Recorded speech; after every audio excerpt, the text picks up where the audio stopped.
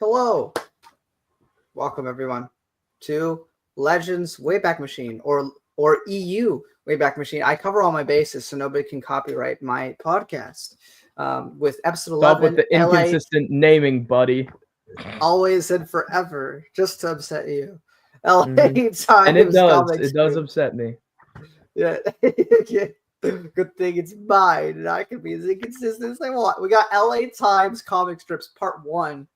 We are doing with the Constancia affair and Gambler's World are the 2 story arcs we're discussing today.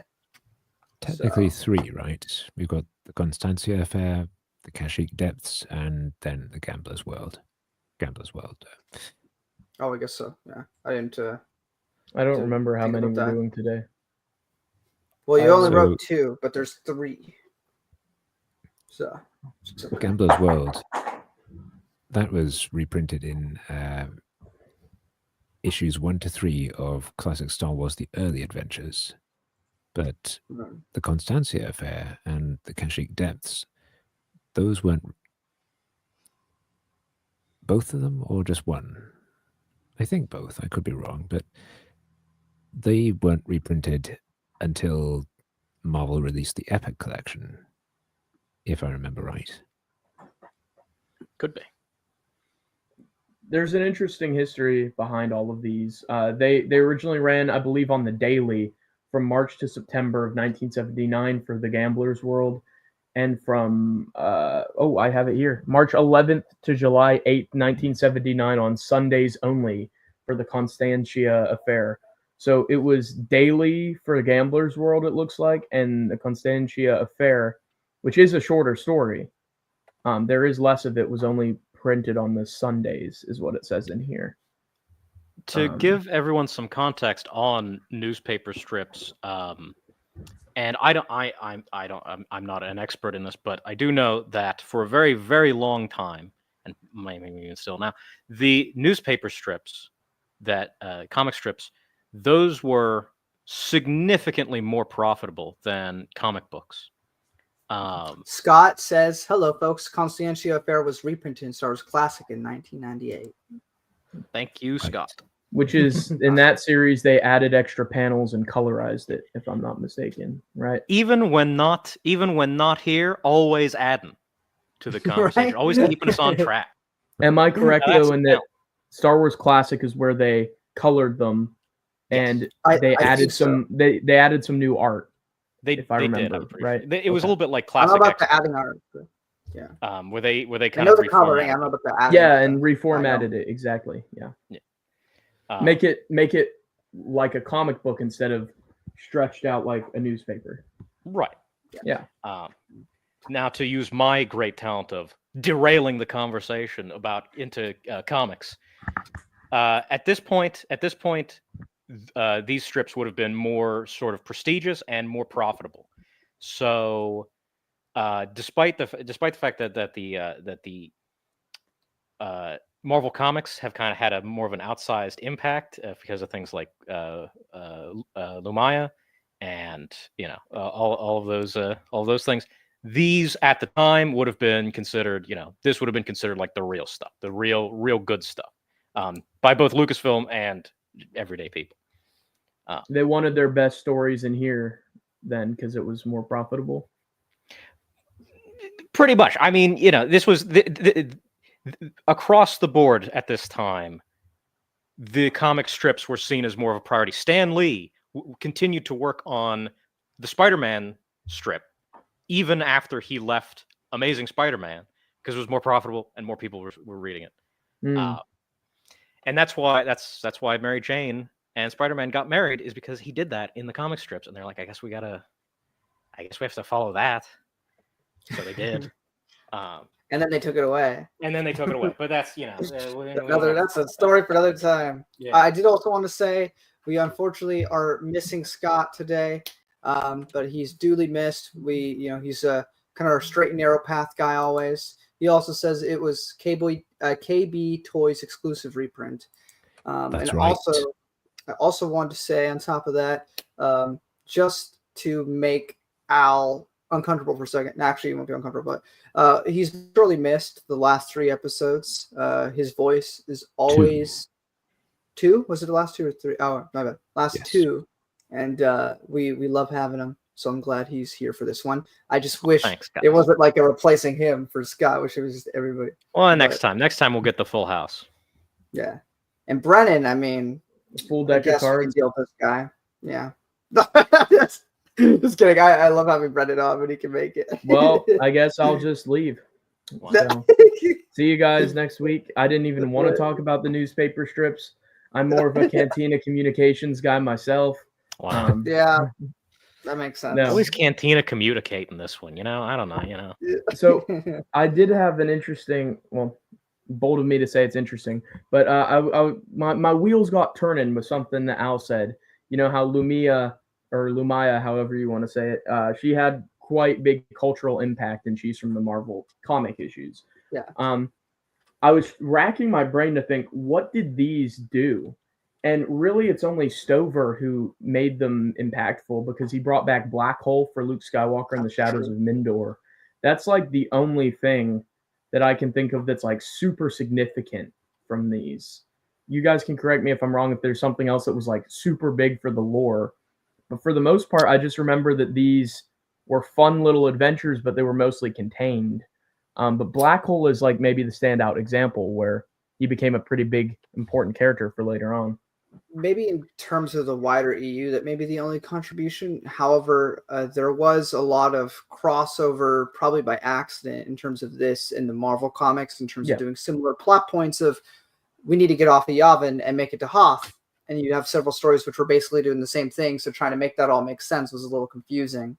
Mm-hmm. But I would say personally, overall, I think because there's less of them maybe, and they're written more by the same people consistently, I thought that the newspaper strips, by and large, are a better representation of this Rebellion era period than pretty much all the Marvel comics, in my opinion. I tend to sway the other way. I tend to prefer the Marvel comics, but interesting. A newspaper strips guy. What about Alan Robert? Which way do you lean between them both? That's a good question.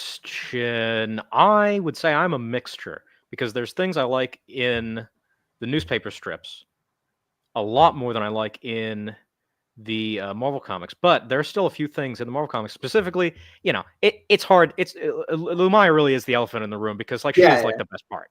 Yeah. And it's hard. It's hard, and because of all the stuff that comes later, it's hard to it's hard to cut her out of the Marvel comics. Well, this is the only good part, because it's not. Yeah. I would say if I had to choose one, I wouldn't. I would say I'm going to take the coward's way out and say both. Robert? Yes, I agree. I much prefer the art in the newspaper strips, which shouldn't be a surprise. I've talked about Carmine Infantino's art in the Marvel series so far, and the word I keep coming back to is inconsistent. And I admittedly also find the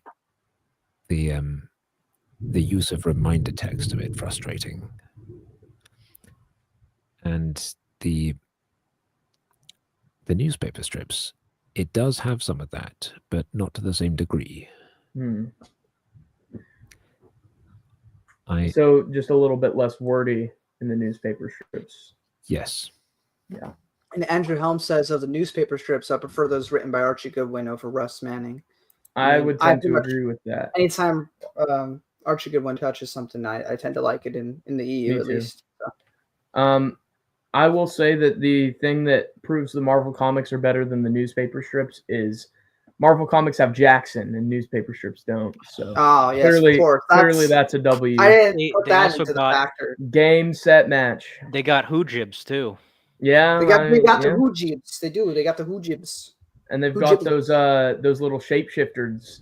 The shapeshifters that predate the Clawdites, the Lashbane, I think is what they were called. These little like furry Ewoks who could turn into big hulking nudes. Those were pretty cool as well. Dudes, Yeah. you said. Never mind. Anyway. I heard it too. Well, dang it. There goes my career. Well, yeah. There you go. So anyways, we've got Gambler's World and Constancia Affair. Do you guys prefer the black and white, or do you prefer the colored version? Let's take a look at these them here, strips? Robert. Yeah, if you'd be so kind, let's start looking at the strips. So There's I the do cover, love that's that cover. Yes. That is a cool cover. Obviously It's not a nice original cover. to 1979, right? But it is nice. No, But it is very from nice. the aforementioned KB Toys exclusive issue. which I which doubt you had in the reprinted- UK. But And that reprinted which strip specifically? The Constancia I Affair. have not yet. Audit. I have not yet. The Villy Wow. one, the Deveronian version, very much enjoyed. I need to get on that. I was excited. I've been waiting for that one, and then I'm like, get lost in the notifications, man. I think it came out like a week ago. Maybe. Did it? I So don't behind know. on everything. YouTube's It's a mess. My exclusively bad at giving me subscription notifications. page is like thousands at this point, so Yeah. So, I usually miss stuff. But yeah, so this is really cool here. Yes. And obviously has implications for supernatural encounters. it does. Does indeed. The rebels have a supercomputer. So the first time I read this, I didn't like it. I Yeah. didn't like that they had a supercomputer. I thought that is the weirdest, cheesiest thing ever. I was like, why is C-3PO talking to? I didn't like how it looked. I didn't like where would they store it? How would this logistically work? Couldn't the Empire just like nuke it like easy? Like I didn't like it at all. I really didn't. But with the recontextualization of supernatural encounters, I tend to like it a bit more. I still think it's kind of out there as a concept that the rebels just have a giant supercomputer there. I Yes. just think it's kind of weird.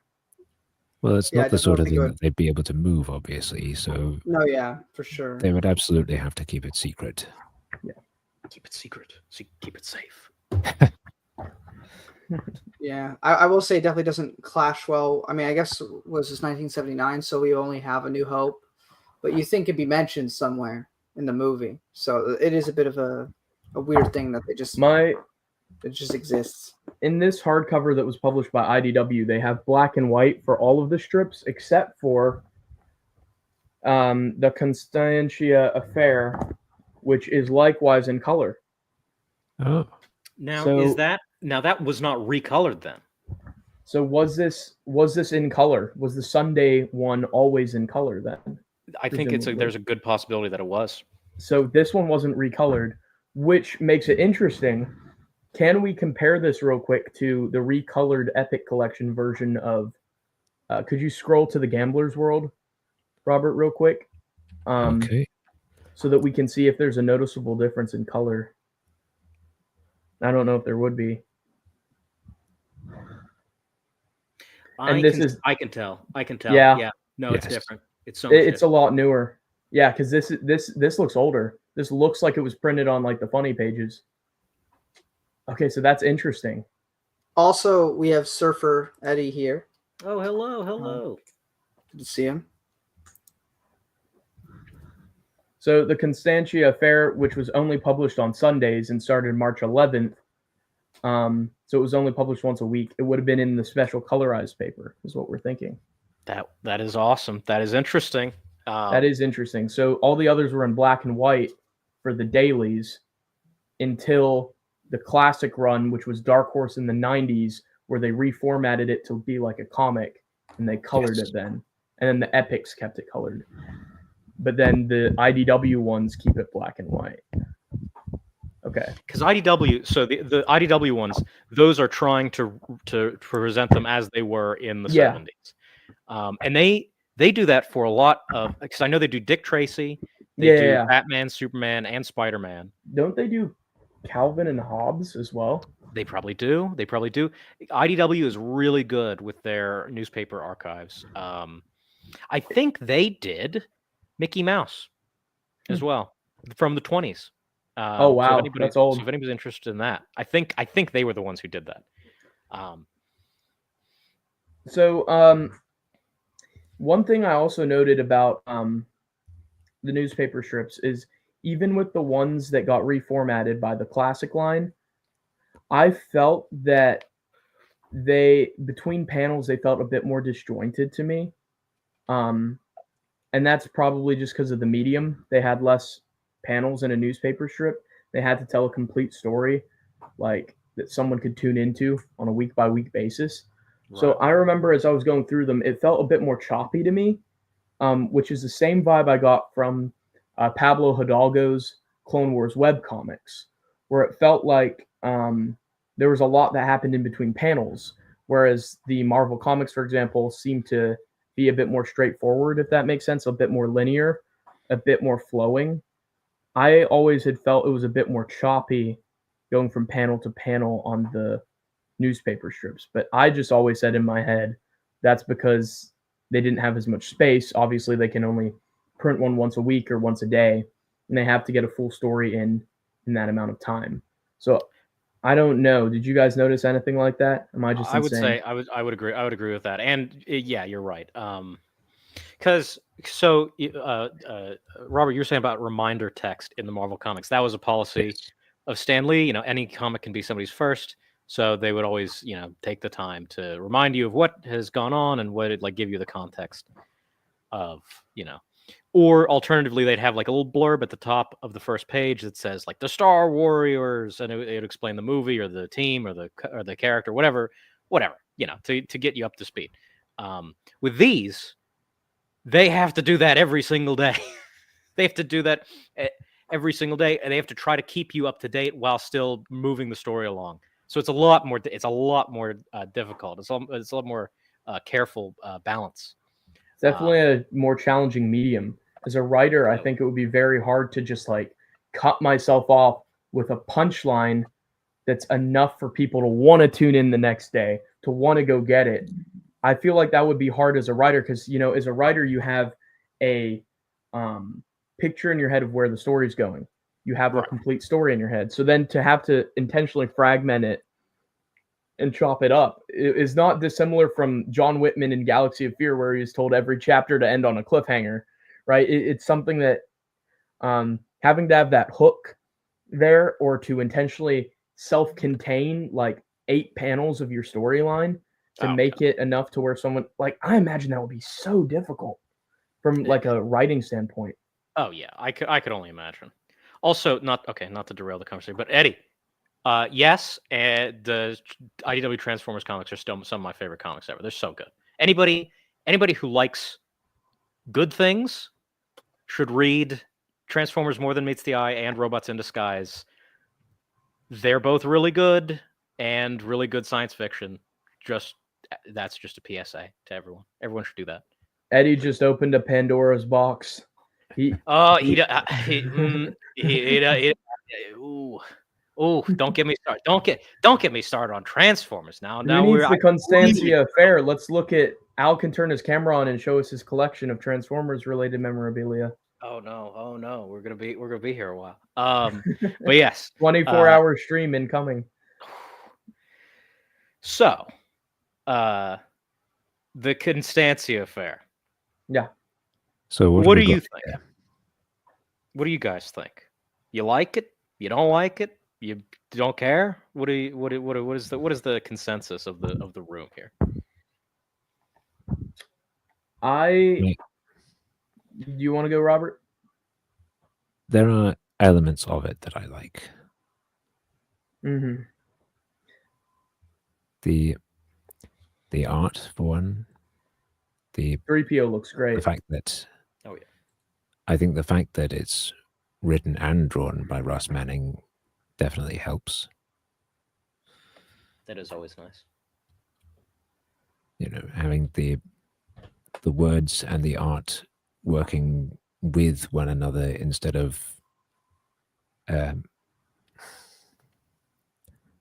alongside, if that makes sense. Yeah. Perfectly. How about you, B? I'm the same as Robert. There's elements of it I like. I like specifically that I'm a sentient species junkie. So I like new sentient species, and we get a new sentient species here. Can't remember their names, but they look like little I don't know how to describe them. The white haired people. They look like elves. Yes. I think they're I think they're from. They look like the Yeah. things from Well, Cat I think Hat. Yeah, exactly. Thing 1 they're and Thing 2. Thing 1 and Thing 2. yeah, You exactly. think I'd remember that. They're big-eyed and the white hair. They're very fun looking with the bristly hair, kind of short Let's take a stature, look at big eyes. I those could- guys. Let's I could be wrong, but I don't think they're all short. I think that might just be Gamine. Yeah, I think you're right. Oh, I see them. Yeah, look at that. They're pretty cool. So I was a big fan of anything to do with them because I'm a sucker for new sentient species, new alien cultures. That's my jam when it comes to Star Wars. From the first time I watched A New Hope, whoa, what are all these aliens in the Mos Eisley Cantina? What's his story? What's her story? What's going on here? And yeah, so I just have always been interested in that angle of Star Wars. And so, yeah, whenever they introduce something new, like a new species, I instantly become sucked into that.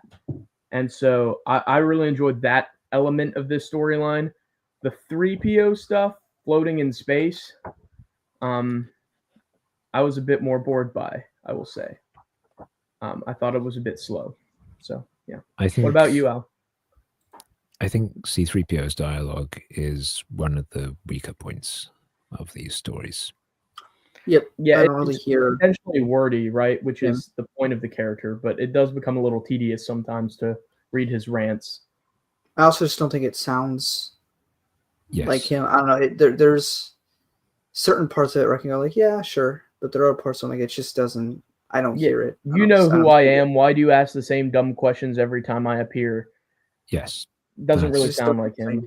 Yeah, It sounds more like him in Kingdom or in yeah, it sounds more like him in the Marvel UK comics and the Marvel comics, I'd say, like voice wise. But I think he looks better here. Oh, he yeah. does. He looks so much better. Yeah. Although minus the one on the like middle corner right where he looks like he has nipples. Other than that, Oh shoot. Yeah, that's a little bit odd. so weird. Let's see the next page here. We could give him we could jumpstart him just bzzz, right there. So here we've got Some C-3PO talking to this Hard supercomputer, Mistress Nemos. Yeah. Mistress. And he's been asked This is one to tell her about Luke Skywalker. And I was gonna say this is one time that the sorry, I was just okay. gonna say this is one time. Let me tell you about this adventure that we had. And so he begins his narrative. Yes. Here we have this. The stars, the explosions look pretty good. Oh yeah. I will say on your screen, I wonder if it's been touched up for the Epic. It's a lot more faded on mine. And I don't think I don't know if it's because of the print. I don't think so. It definitely looks brighter at points. The lasers look a lot brighter. It might also be the paper stock. Maybe. Because the epics use pretty standard paper stock. I'd be shocked if the IDW versions didn't find some nicer. I quite like this ship design. I do as well. You know, the almost but not quite Y-wing. It's almost like Star Trek Voyager, the Voyager ship. It does look a little bit like a spoon. And we have an upside down Star Destroyer. Yeah, you don't see that a lot. Usually see that. No. Is it upside down in space?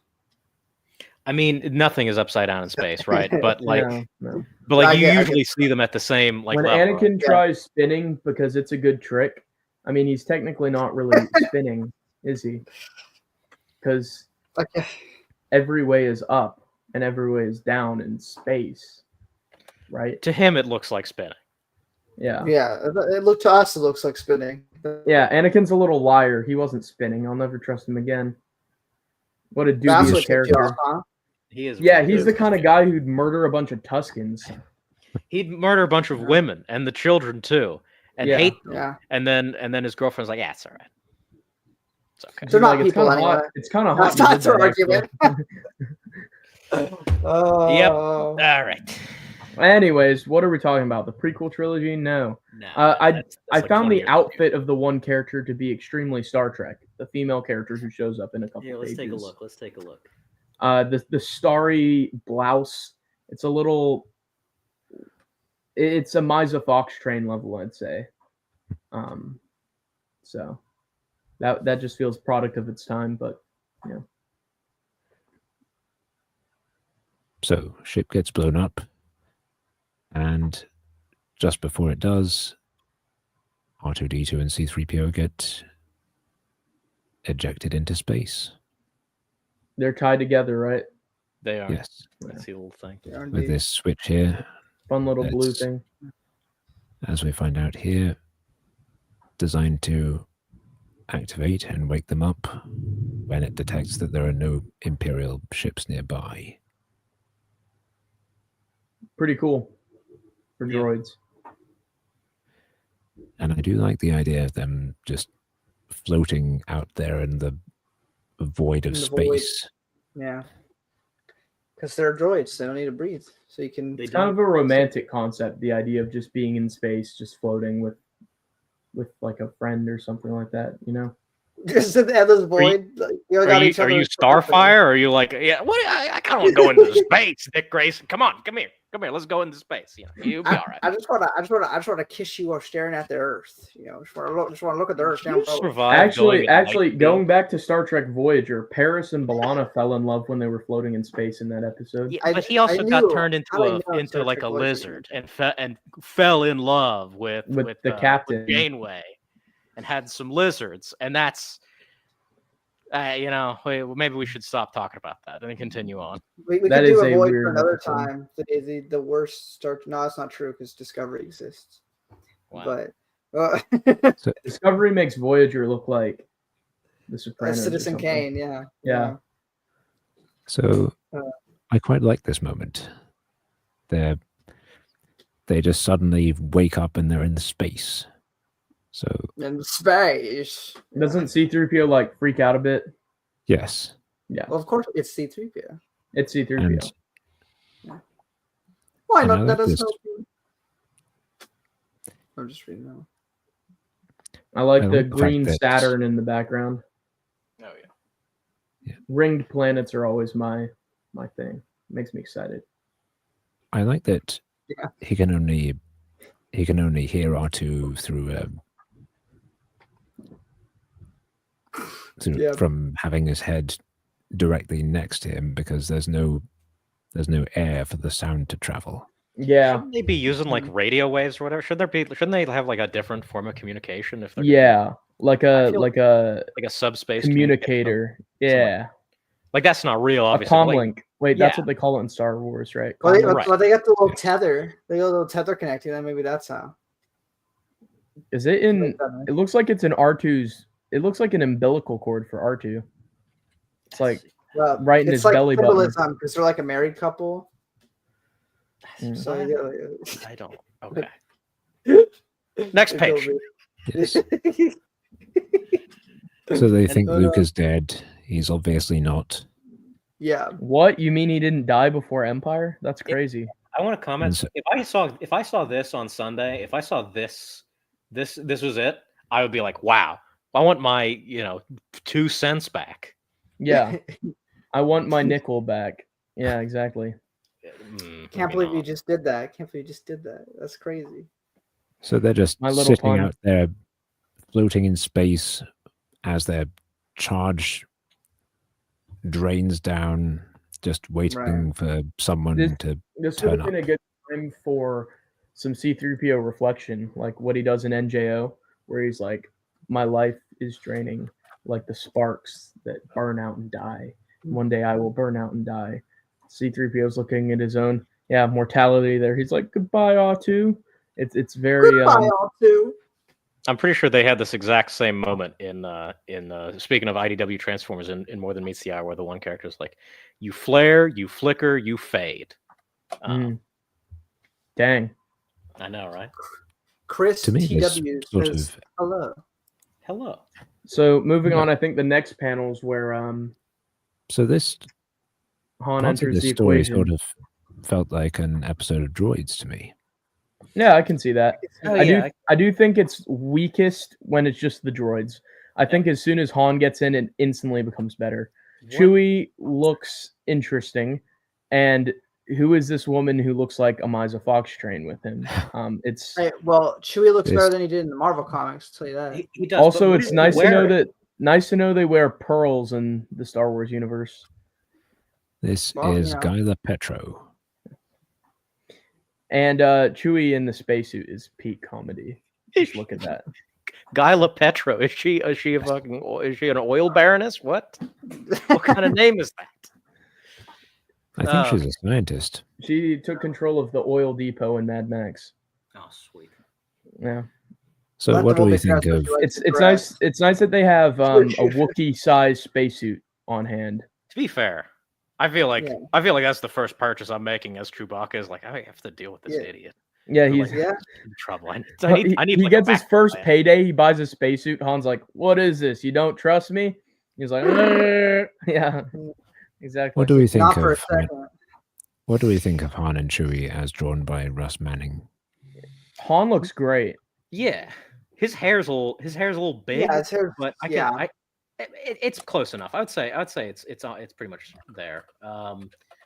Chewie is better than he is in the Marvel comics. It's still not quite right. It still looks like a ape suit. Yeah. You know what I mean? Cockpit of the Falcon looks really big. That might just be like the angles. Cavernous right there. Look a little cavernous. That's a real nitpick, but just throwing that out there. Han looks And then- great in the red panel though. The eyebrow, like everything, perfect. Oh yeah. That's like that's a good one. Peak I like Han. that you can see the droids here. on this Yeah. panel. Is that a That's little nice. sound effect next to R2? What is that? Or is that there's just 3 dots? No, I think that's meant to be the thing that activated them. The Okay. Oh yeah, switch. yeah. The 3PO is just a costume yellow stick figure. the costume that this character Petrodollar is wearing sucks.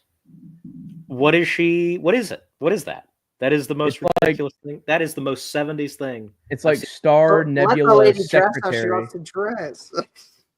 I'm just It's saying. like- It's terrible fashion sense, but it's like Yeah, a yeah. secretary of the stars or something. something like that. It's Yeah. it's quite something. I also like. I don't know. Like, if I'm her, and I'm in space, and there's a possibility that we could be like vacuumed out. I feel like I would feel very unsafe in that, even though it's no different than what like Han's wearing. But for some reason, I feel like feel more unsafe in that. I don't know. Well, because she'd blend into the stars. If she got sucked out, no one would I find guess- her because she'd look like the stars. Generally Blend speaking, in. Star Wars characters kind of dress pretty utilitarian. Princess Leia is kind of an aside, but she's supposed to be a princess, and even still, like she's just wearing a white dress in the first movie. Like it's Yeah. it's not that crazy. That is a little bit like she's looking like it looks like she's gonna do like some kind of performing arts. She's gonna do like show things Yeah. or something. Yeah, the Oh, pearls yeah. are the cherry That's on weird. top. I don't Where like. do you think she got them from? Camino? You think They could. Be. I can meet it. it's a water world? There you go. I guess so, but it's like, I guess. I don't. All right, fine. Mon Calamari, yeah. Let's go with that. Iskalon. Do you want me to start naming water worlds? Yeah. What about Drexel. Waterworld? What about Kevin Drexel. Costner? Oh yeah, true. Box office delight, not a bomb. No. I like Waterworld, but that's another topic. For Yeah, the that's- I like we're gonna Waterworld get way too. off It topic should have here. gotten a trilogy. I'll say that. The trilogy. So, I don't know. Next page, we learn that Luke was traveling with a passenger towards Constancia. Mm. I And love her that- name is Gamine. She is mostly human, apparently. I love that Jyla immediately starts freaking out. She's like, I don't want to be on the bad side of the Imperials. This is not good. She's like, what? You're a rebel? She's like freaking out. It's great. Yes. Yeah. Her hairdo is very 70s too. It's just very odd. She looks like she came from the holiday special. Yeah, honestly, but I guess She looks like she came from a 60s episode of Star Trek. Well, is she one of like Mudd's women? She might be. I could see her hanging out with Donny Osmond during that Star Wars special they did. Yeah, well, it's the holiday special that set the precedent, so I guess it's acceptable. There you go. So blame the holiday special. She says at one point she says something like, "You said you were going to take me for a joyride. You didn't say you were going to get me all messed up in this, whatever this is." Executed by Imperials, destroyed. Yeah. I mean, I do like that. Like, she's like, clearly it would be like if someone took you for a date and then started breaking the law, and you'd be like, oh my gosh, what am I doing? Our date is a Bankai, so yeah. I thought we were slow your roll. Yeah. I thought we were going to a Mexican restaurant. Dinner, not drug smuggling and bank stealing. Not quite a hostage situation, but not far off. Not far off. Yeah. I imagine this has happened with Han before, though. He's pretty calm about it. Yeah. Yeah. He's like, you think he's taken some hostages before? Definitely. I don't know. I'd be more surprised if he hasn't. Honestly, But yes, that panel's so funny. Oh no, look out. That is a good one. So yet again, Han is flying into an asteroid field or something similar. Mm-hmm. Well, this would be pre, right? Yes. Pre-Empire, yeah. George got that from here. But the meteorite shields are on full strength. Nice to know that the Millennium Falcon has meteorite shields. That's very specific shields. Not laser fire shields, meteorite shields. Kind of interesting. That's on the next page, if you were wondering. Sorry. I do like the image of them flying into a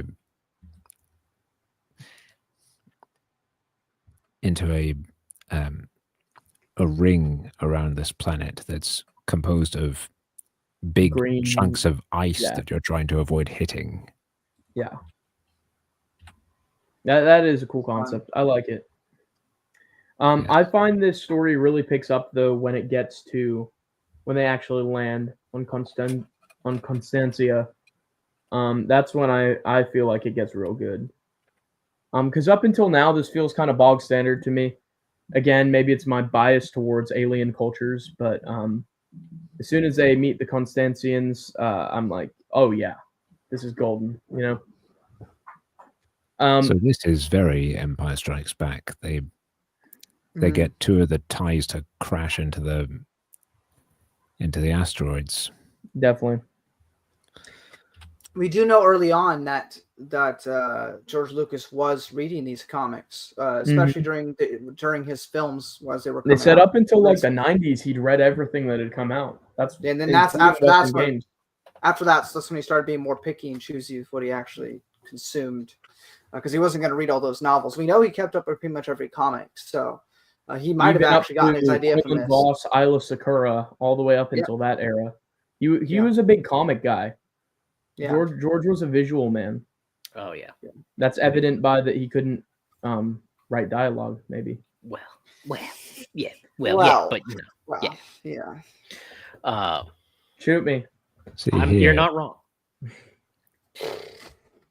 Sorry, I shot first. Hilarious.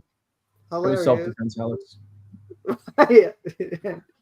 So you asked to get shot. You literally said. So, anyways, assisted suicide. From memory, which of these two comic lines do you guys prefer? We'll probably talk about that more at the end, but I think I tend to prefer Gambler's World to Constancia Affair for the two that we're covering today. I would agree.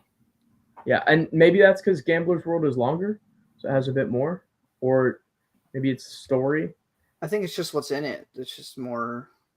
It's more entertaining. More to chew. Yeah. Yeah. Are we all? Sounds like we're all in unanimous agreement. Yee. I think I would have preferred if Gambler's World were a bit shorter. Interesting. Okay. So maybe if Gambler's World was the colored Sunday strip and Constancia Fair was the regular one. Well, No. the Constancia Fair ends very abruptly. Yeah, definitely. I remember reading it and being like, this is it. Like looking for the rest of the story. Yeah. But they've landed on the planet. They've gotten through. So we've got Guy there panicking a bit here, and Han wants to help Luke, and she goes, "Help him? What about me? I truly hope your friend is all right, Han, but you were just taking me for a short joyride, remember?" It's great that this is just in this ice ring. Yes. It's so cool. Yeah, love it. Yeah. So they're able to dock. They're like, is this a threat or an invitation? It's kind of reminiscent of them flying into the Death Star a little bit. Oh, yeah. Absolutely. Yeah. And we've got... Yeah, that's an interesting point, Andrew. This one wasn't reprinted. This was the only one that wasn't reprinted by Dark Horse, where they reformatted it to be comic-shaped. That's why in the Epic, it's still... like a newspaper strip. I think this is the only one they didn't reprint. It is interesting. It is. I like the look of this pink lady. They're great, soldiers. Right? They're like just little. I don't know how to describe them. When I was growing up, there was a Christmas picture book that we'd read every year, where what was the storyline? That this little girl was like going into the trees to look for a Christmas pine cone, and she came across some like elves. They were called elves, but they looked the exact same as these things. So I've always associated them with elves in my mind because there were these like rascally little elves in the forest that tried to steal her Christmas toys, and it reminded me of that. So I'm looking at these here, and what I'm seeing is, Rob, can you go back for just a second? Look at this. Look at the mask. That is a heart around a stormtrooper face. Oh wow, you're right. Or Vader, modified. Or Vader. Yeah, you can see like at the bottom. So the mouth is Vader. You can see at the bottom the little like bulges at the bottom. Are those blasters on her head and shoulders? Yes. That's she is armed for bear. She's ready for battle. So I'm thinking Russ Manning just kind of like drew. He was like, "All right, so I've got to make like a female warrior. Let's like do stormtrooper, then add a heart, make it pink. We're good. Let's go." Yeah, feminine all over. I mean, it looks. Feminine I like it. I like it. No, I'm not hating. I'm just the comical blue wire out of the back of her blaster to give it power is pretty funny. Yeah, it's pretty funny. Also, this armored suit, when she takes it off and it's got a low neckline, like what? I was about to say. The battle suit has a low neckline. What purpose does that serve? Did you get shot in the chest? Yeah. Awesome. That's so funny. All right, now we can continue. Sorry. So on the next panel, we get a little bit more of the species, and we get to meet Gamin, who was said to be near human, but he's actually Constancian. Yes. Which it's him. And he's really looking like a thing from Dr. Seuss. It is a thing. It's a thing. Yeah. Oh God. His hair is amazing. I would love to have hair like that. How would this translate to live Let's get moving. That would be. Gamin's a woman. Oh, that's right. It looks like a woman. But, man, I don't know. I mean, you got two possibilities. You can do CGI, but the problem with that is, it's 1970. I feel like it would look like that nightmare. The trailers of Snow White have those nightmare fuel looking. That's what I was saying. It would look like this little guy would look like that. Oh yeah, no, that's definitely the answer. And the other Constancian, the woman in the in the battle armor. Her name's Charlie. Mm. And Luke shows up, and he's like, "Hey, kid, thought Wearing you'd the had same it." clothes. Yeah. Yep, still fresh off the moisture farm. Yep. And Han never changed his shirt No, for Never. 20 years. They that's have correct. a wardrobe that just has the same outfit. It's just like the B movie. I mean, I can kind of relate to that. I have 8 of the same shirt. I mean, I 8 keep of the getting same similar shirt. shirts to this. I'm going to be Right. perfectly honest. Until a moment ago, I forgot Luke was in this story. Yeah, he doesn't seem to really add much. No. No, he doesn't. It's like, well, Luke Skywalker's the main character. So he's I'm probably shocked. like, Luke man. didn't die? What? I know, right? What? I was expecting him to die. I thought That's they were going to kill the crazy. protagonist of the movie in the first comic strip that came out afterwards. So for some reason, when I was reading this the first time, however many years ago, I wrote down I had some kind of problem with this page. And I don't remember what it is. And I didn't leave myself enough. So the only notes I took were Stormy looks 17, cool. which is this page, 17. dash what, question mark, no, question mark. And I don't know what that's in reference to. And we were looking before the show, we started the show, and I still don't know what I still don't know what I had a problem with. 17. Was it Which like, is this did page. it say This like is the page. 17 years since No. something? The page number was 17. Oh, Because okay. that's the page in the Epic Collection. You just not like the look of that baby? The baby is I nightmare think- fuel that's being So held. my thing is, I think that my problem was this is the only known telepathic race in the galaxy. I think that was what I was objecting to. Oh, that does make sense. Wow. What do you think Look of at all this. the Look at eyes? this big jerk over here. Just kidding. Good to see you. I think he's talking about these Constancias. Oh, I thought he was talking about eyes. Let's be honest. We look exactly like those Constancians. Well, that's All not wow. wrong. Yeah, maybe Alex if, is the one with the low neckline. I'm the short one.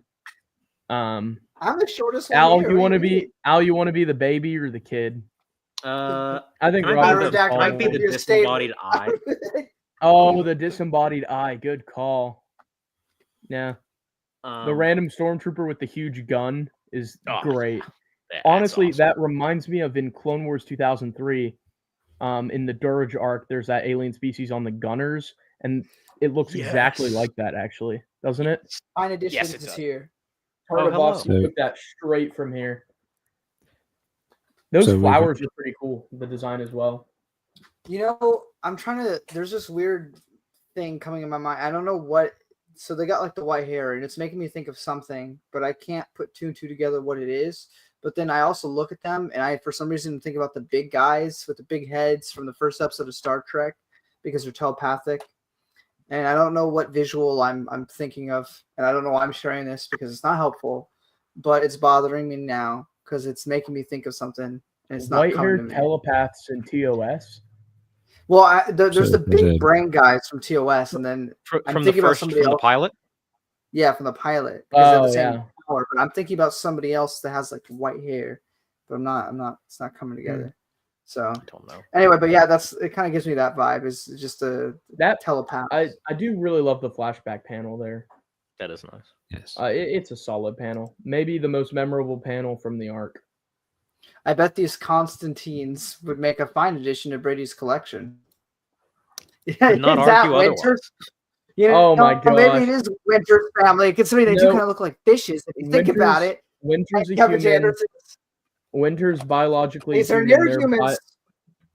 They're not. They're Her biologically and that distinct. car. I'm so sorry, Alex. I'm so sorry. These are Thing 1 and Thing biologically- 2 are not near human. I saw that movie too. It was bad. 1, 2, those are not human. I saw. They're not a human species. They're a distinct alien species. Okay.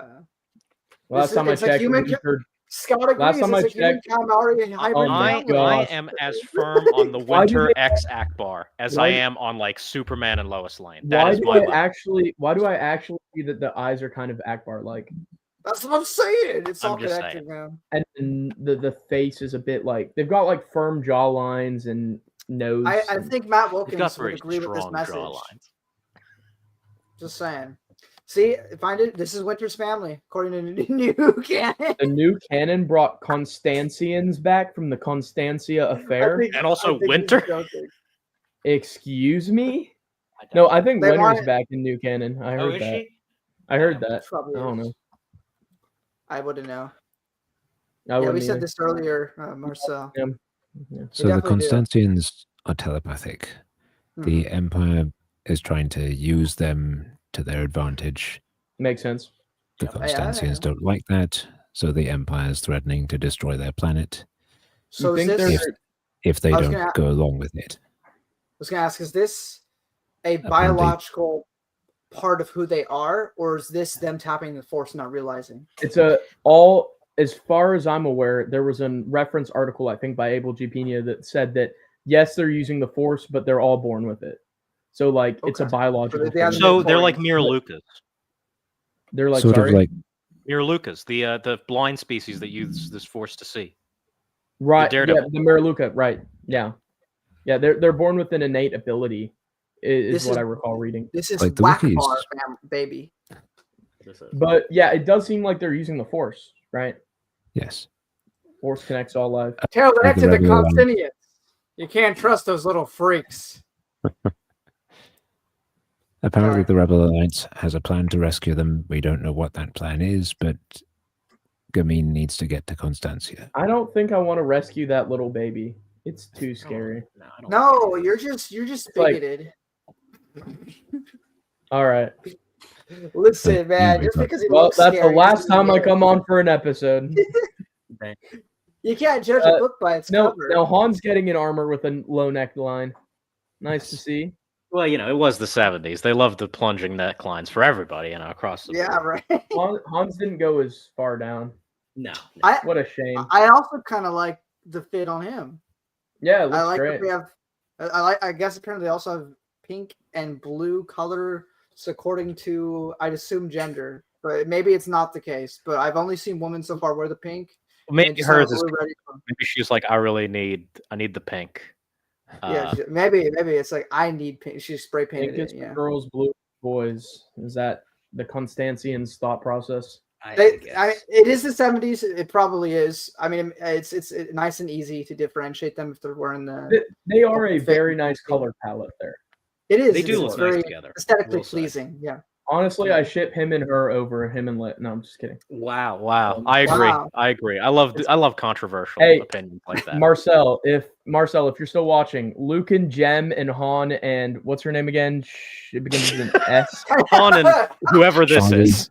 Shawnee, right? Charlie. Charlie. Charlie. Yes. Yeah, so Luke and Jem, Han and Charlie. It's out there in the other universe, the Aperion. Yeah, it's out there. I do Out there in the her- multiverse. It's amazing though that all women in this comic are able to like have all like you got the one lady, she's got the whole outfit on, and she's able to find time to put on all that lipstick before battle. You gotta dress to impress, I guess, even in the midst of death. Don't worry. Marcel says, Alex, would you "I'm like not to look- still watching. Stop invoking my name, Brennan." I summoned you. He's like Cthulhu.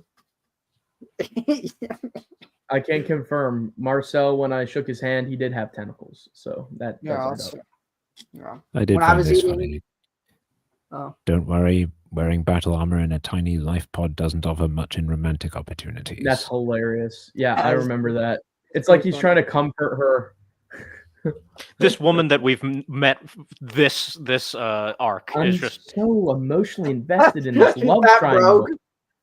rogue. That's funny. She's missing some of the. It's a little bit, but I don't think she's wearing all that pink. Rogue should wear that though, because like her whole thing is if she touches you, you die. So why isn't she not wearing like a hazmat suit at all times? Yeah, at all times. Exactly. I was gonna try to think of something, but she really should be. But she's trying to be responsible about it.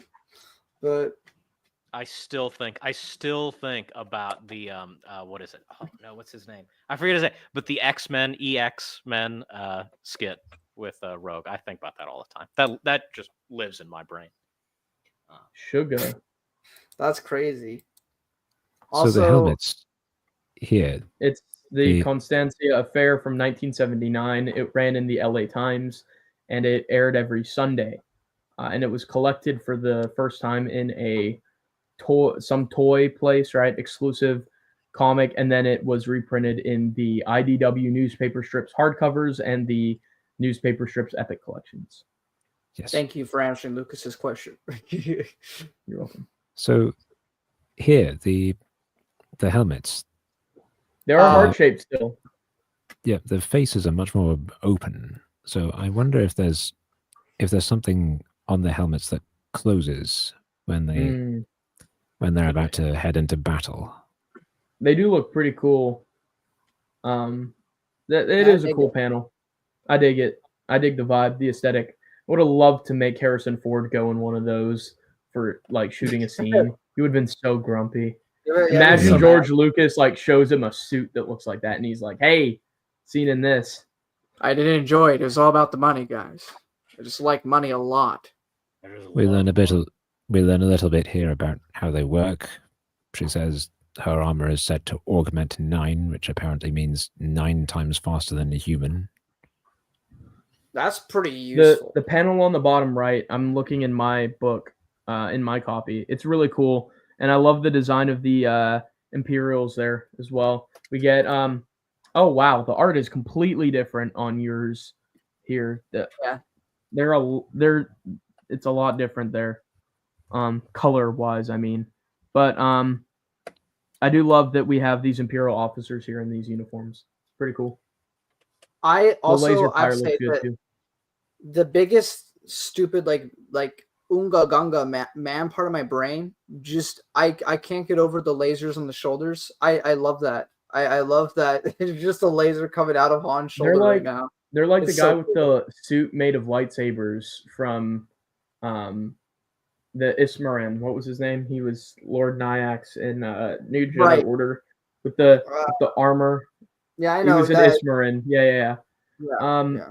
With his shoulder lightsabers. It's like that was stupid, but I for some reason that's too far for me. But this is awesome. I don't know how I know what to get Alex for his birthday. A suit with blasters on the shoulder. Oh, that's gonna be expensive. You don't gotta do that. I've got to wait 5 decades for the technology to become feasible. But if they're gonna time travel, that's fair. Also, Fine Edition says, Harrison, there's not underwear in space. I may have gone too far in a few places. So, 2 things I wondered about when I first read this. One, why didn't the TIEs just shoot it on sight? Yeah, that's a solid question. And also, this is a very spacious TIE bomber. Yeah, that's true. That's so true. Yeah. I feel like Han had heard the little Constancian in a few panels ago, saying, "Don't worry, girl. Wearing battle armor in a tiny life pod doesn't offer much in romantic opportunities." I feel like Han would have taken that as a challenge if he'd heard that. He'd have been like, "Oh yeah, I'll show you." You know, that's just. Well, maybe that's why he's not wearing a helmet during battle, just so he can still show his face. Like, I'm still sexy.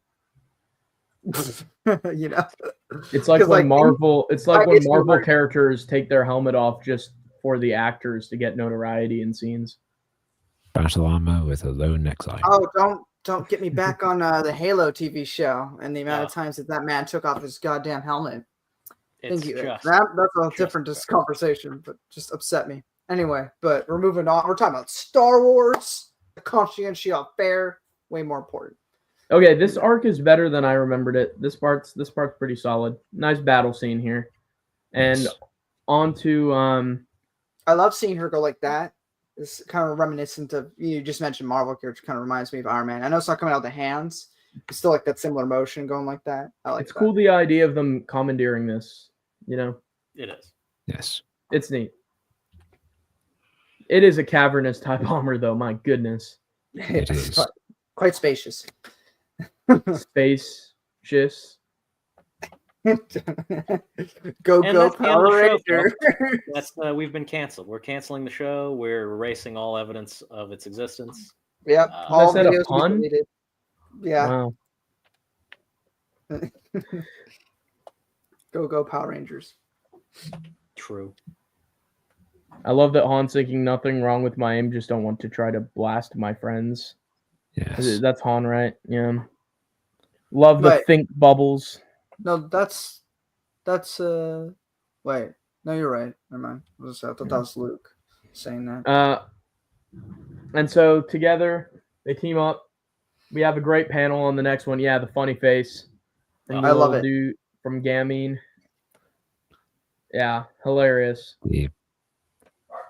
I do like the fact that they mentioned that Constancia has planetary defenses. Yeah, that's cool. I always wondered, why doesn't every planet have that? Like in a galaxy where there's so many, like in the galaxy where there's the equivalent of rocket ships that can go from planet to planet with the equivalent of nuclear warheads, it's like, why wouldn't every planet have like a defense mechanism? That's kind of what I'm thinking, but yeah, for sure. But yeah. And is that the end of no?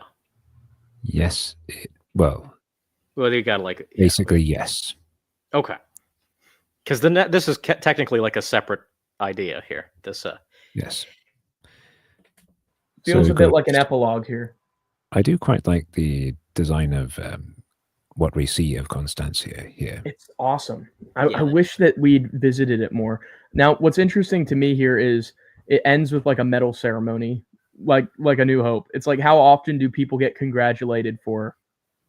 Well, like the New Hope one, it's like they destroyed the equivalent of like the most. They destroyed the most dangerous weapon that ever existed. Here they rescued some guy. Here they rescued some person, and so they get a parade. The floating panels are so cool, though. Gamine's a woman. Yeah. They're a person. What?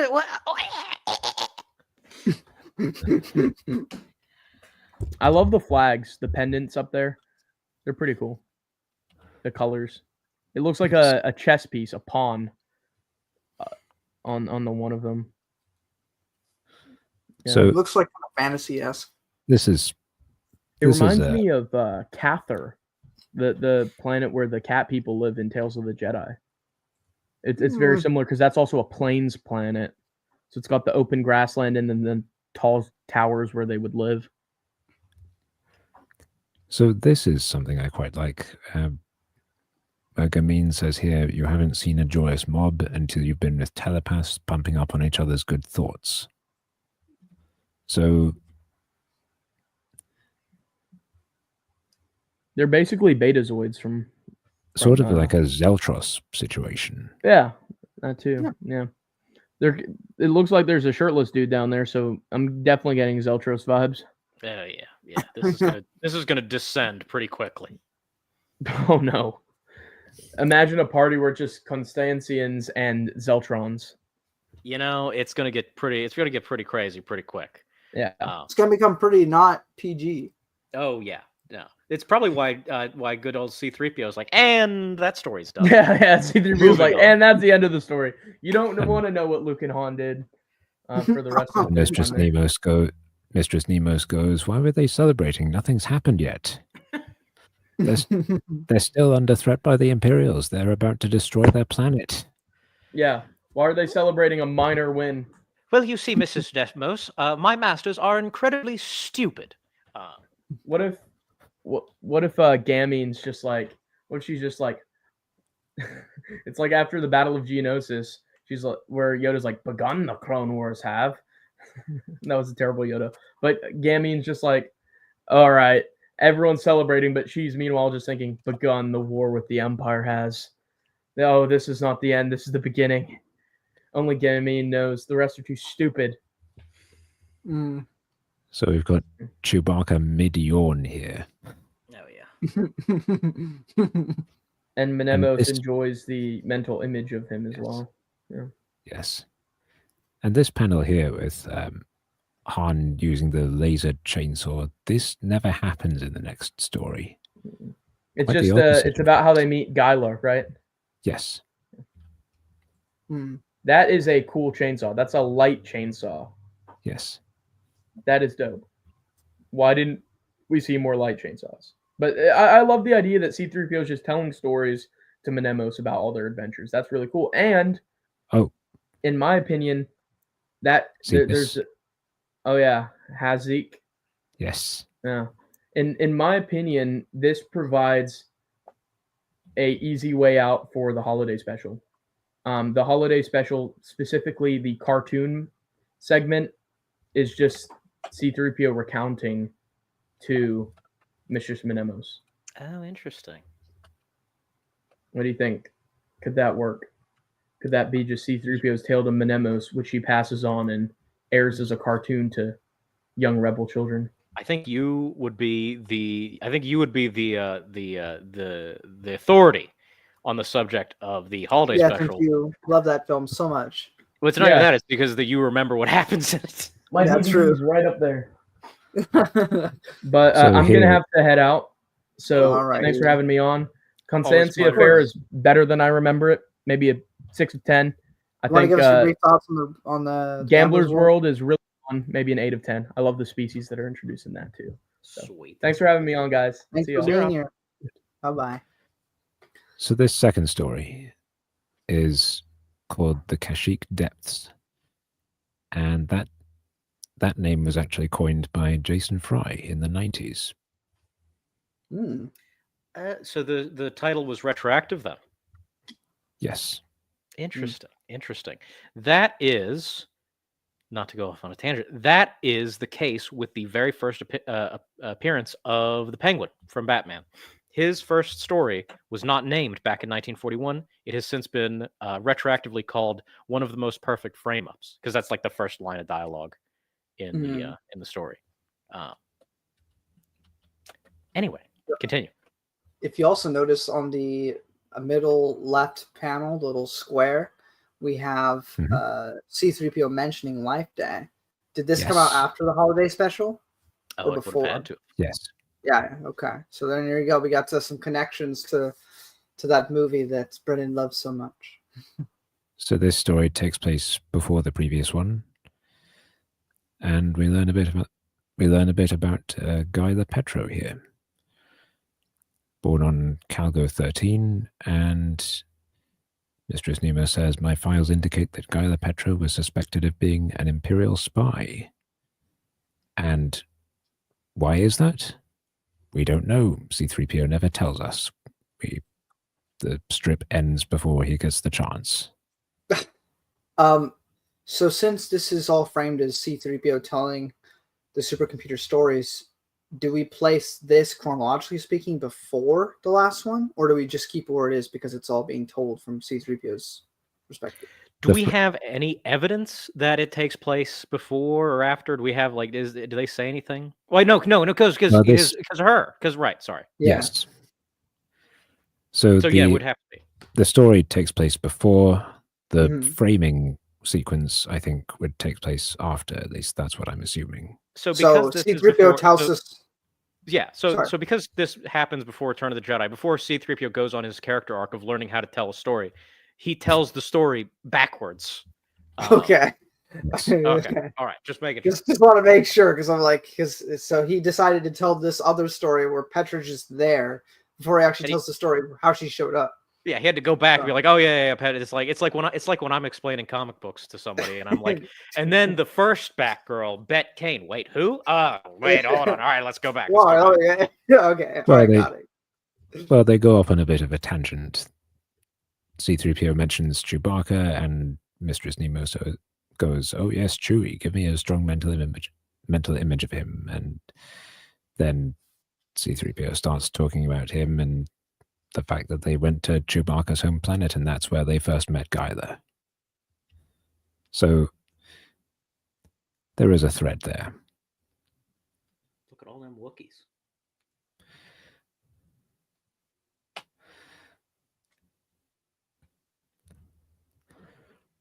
So, I liked this one. Yes. I didn't have particularly strong feelings on any of these, to be honest.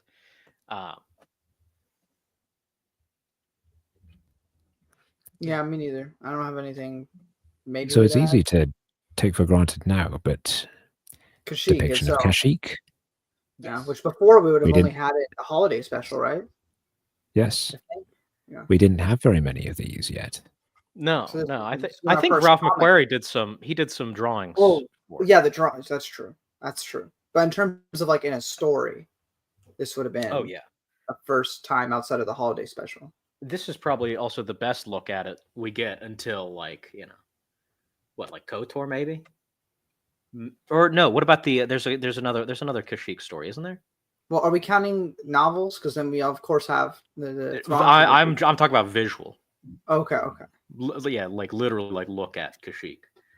We do see Kashyyyk in Joe Duffy's run. Okay. Right. Why do we always go to see their feet? This keeps happening. Making me uncomfortable. It's got one panel. They give me a good picture of their feet. Palm. I don't even see it. I'm okay. Well, you do you. You do you, artists. You do you. Yeah, Russ, man, you got to know about this whole feet thing. You may want to cut that out. Look, I understand at the end of things, but I don't want to see it.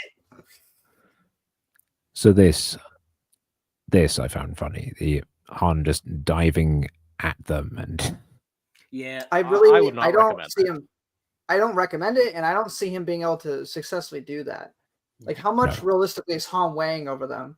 Because it's definitely not. He's definitely not weighing more than like them. It's probably about the equivalent of being hit with like a small medicine ball to them. Like they might it might ooh, but it's not gonna push them over. So maybe they're just being nice, letting him feel like he accomplished something.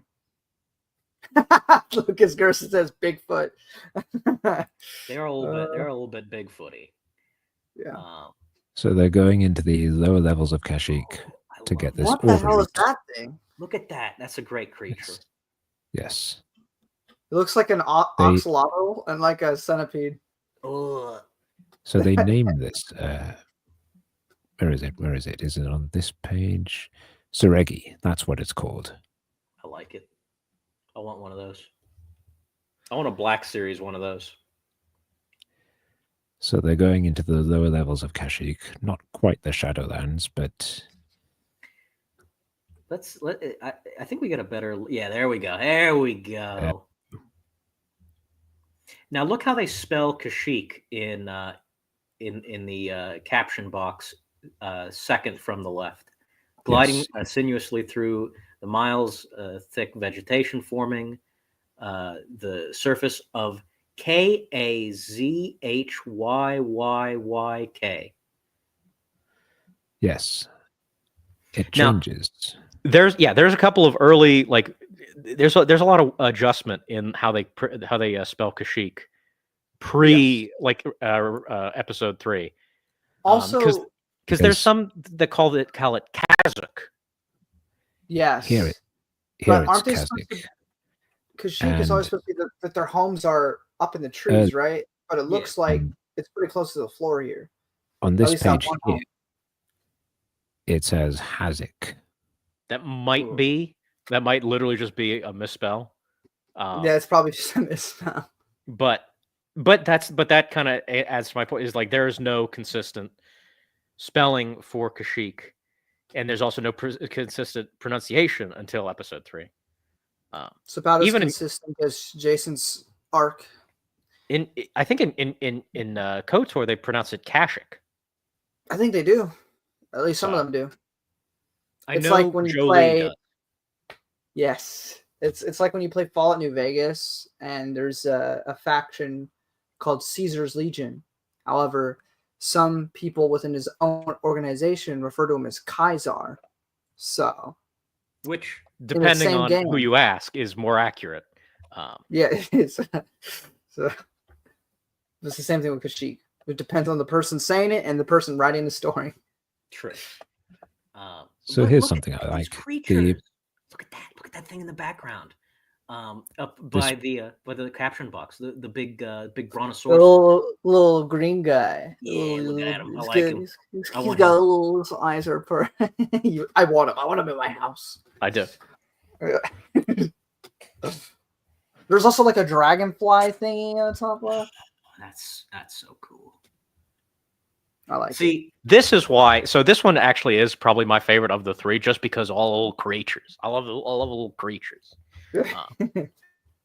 I like the sort of unsettlingness of the way the plants work. You know, you approach this thing here and it squeaks. Yeah. That's not Yeah. something you want out of a plant. Yeah. It's like well, I mean, actually, the other thing would be like this, but in Harry Potter, you have those things you pluck out of the dirt and they scream at you. Yes. That's what they're called. But yeah, that's the vibe it gives me. But instead of having to pluck it out, it's just continually going as you get close to it. And a tree that tries to kill you. Oh, that's true. Maybe J.K. Rowling read these comics. Yeah. So we've got. I like this bug repeller. That's what it is.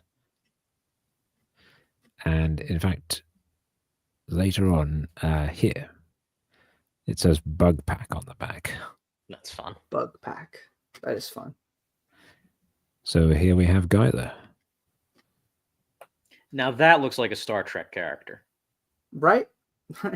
it's just like somebody you'd see in Star Trek. And this is significant. We've got stormtroopers with no helmets. Which you'd think, like, I feel like I know. So if they don't stop laser blasts, maybe they should stop bugs. Just throwing that out there.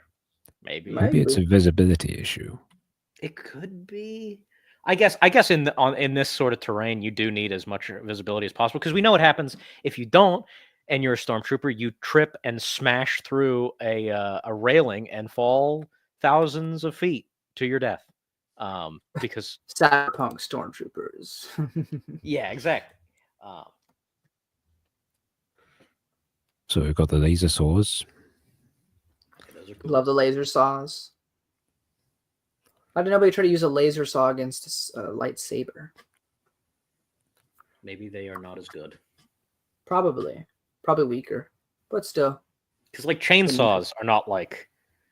That's not like a thing that you would actually use to fight somebody with. No. Unless you got a messed up face. You go. Well, yeah, if you're Leatherface, then maybe. But if you're outside of a movie, that's a bad call. Yeah.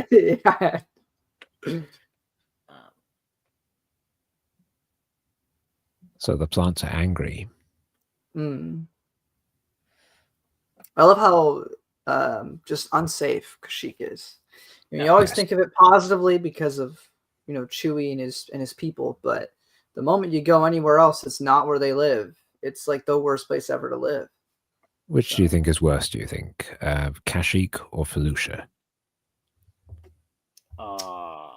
Probably. I'll say Kashyyyk because Kashyyyk's almost like our ocean, where I feel like there's so much to that planet that hasn't actually been explored because we only ever see up in the trees. So, to be fair, the Wookiees seem like they have a better society going on. Yeah. Than the Felucians, but they also seem like they're living on a more dangerous planet. So it's kind of like I'd give it. I guess has Sarlaccs and Rancors, which that's is true. Old Rancors, but true. So if you compare Felucia to say the Shadowlands, at least on Felucia you can see the sky.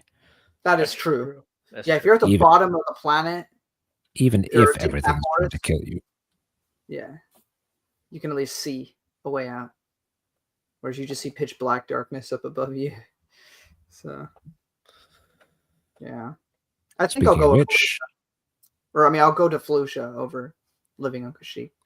Unless I'm living with the Wookiees. Then I'll feel fine. Yeah. But in Savage Shakti, she's dead now. Galen killed her. But, Oh, we've got a typo here. Only 2 Ys. oh, goodness. In the same comics too, or strip, but not strip. Sawtoothed vines reach out in snaking coils to rip and tear. Muscular, tough petals that normally compete only for sunbeams now become grasping, smothering tentacles. Hello, Albert. Don't think I've seen you before. Unripe seed pods filled with corrosive acid are flung with deadly accuracy.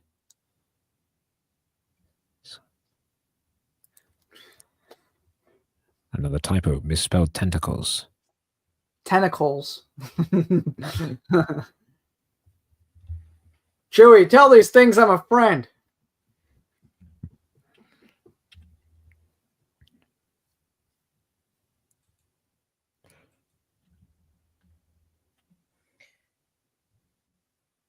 Yeah, this is just some more action here. Yeah.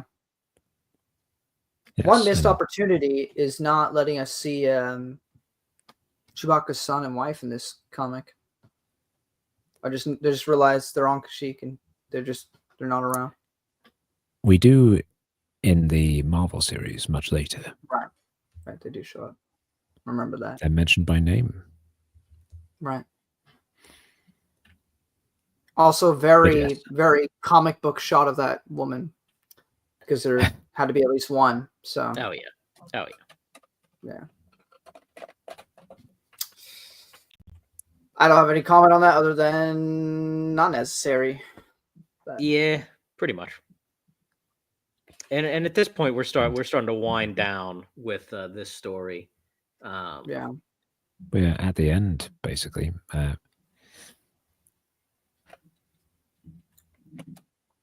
So this moment here, where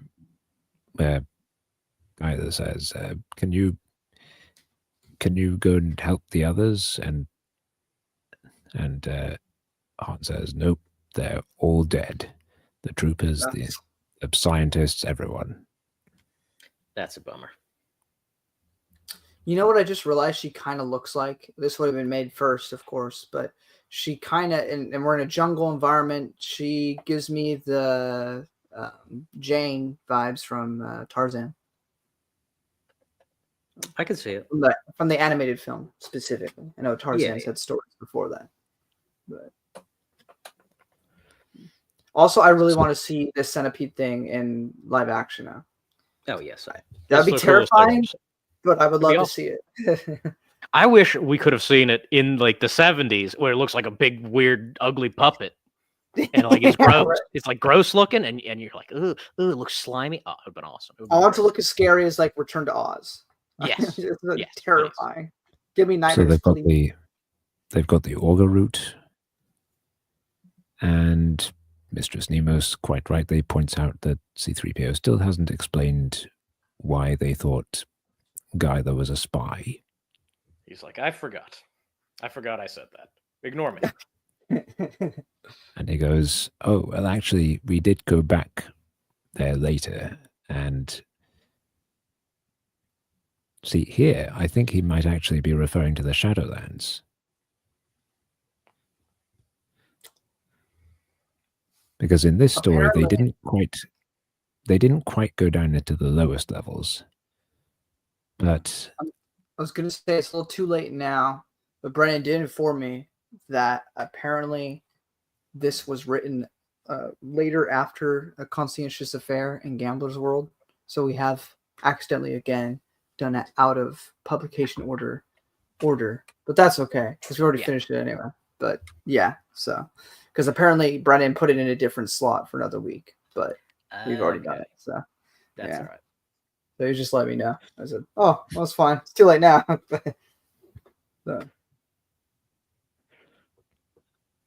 So I guess we're moving on to Gambler's World here. Yep, it'll be the final one. I do find it funny when C-3PO goes, "But I'm reminded of a strange occurrence on Tatooine. I'll make that report first." He's like, "I will not tell you this. I'm going to do every other story I can possibly think of before telling you what you want to know." And I don't think she's even that invested. I don't think she cares whether or not like this person was like, "Yeah, okay, all right." Black hole. That cover sucks. It does suck. It's awful. Look at C-3PO's eyes. Oh, he's bugging. He's bugging out. He's bugging out. It's awful. But I do like the silhouette of Shadow Throne. Or not, frick. Yeah. That's Mountain Molassin. Sorry, Black Hole. My bad. That's all right. Stuck in the brain. They got Mike Allred.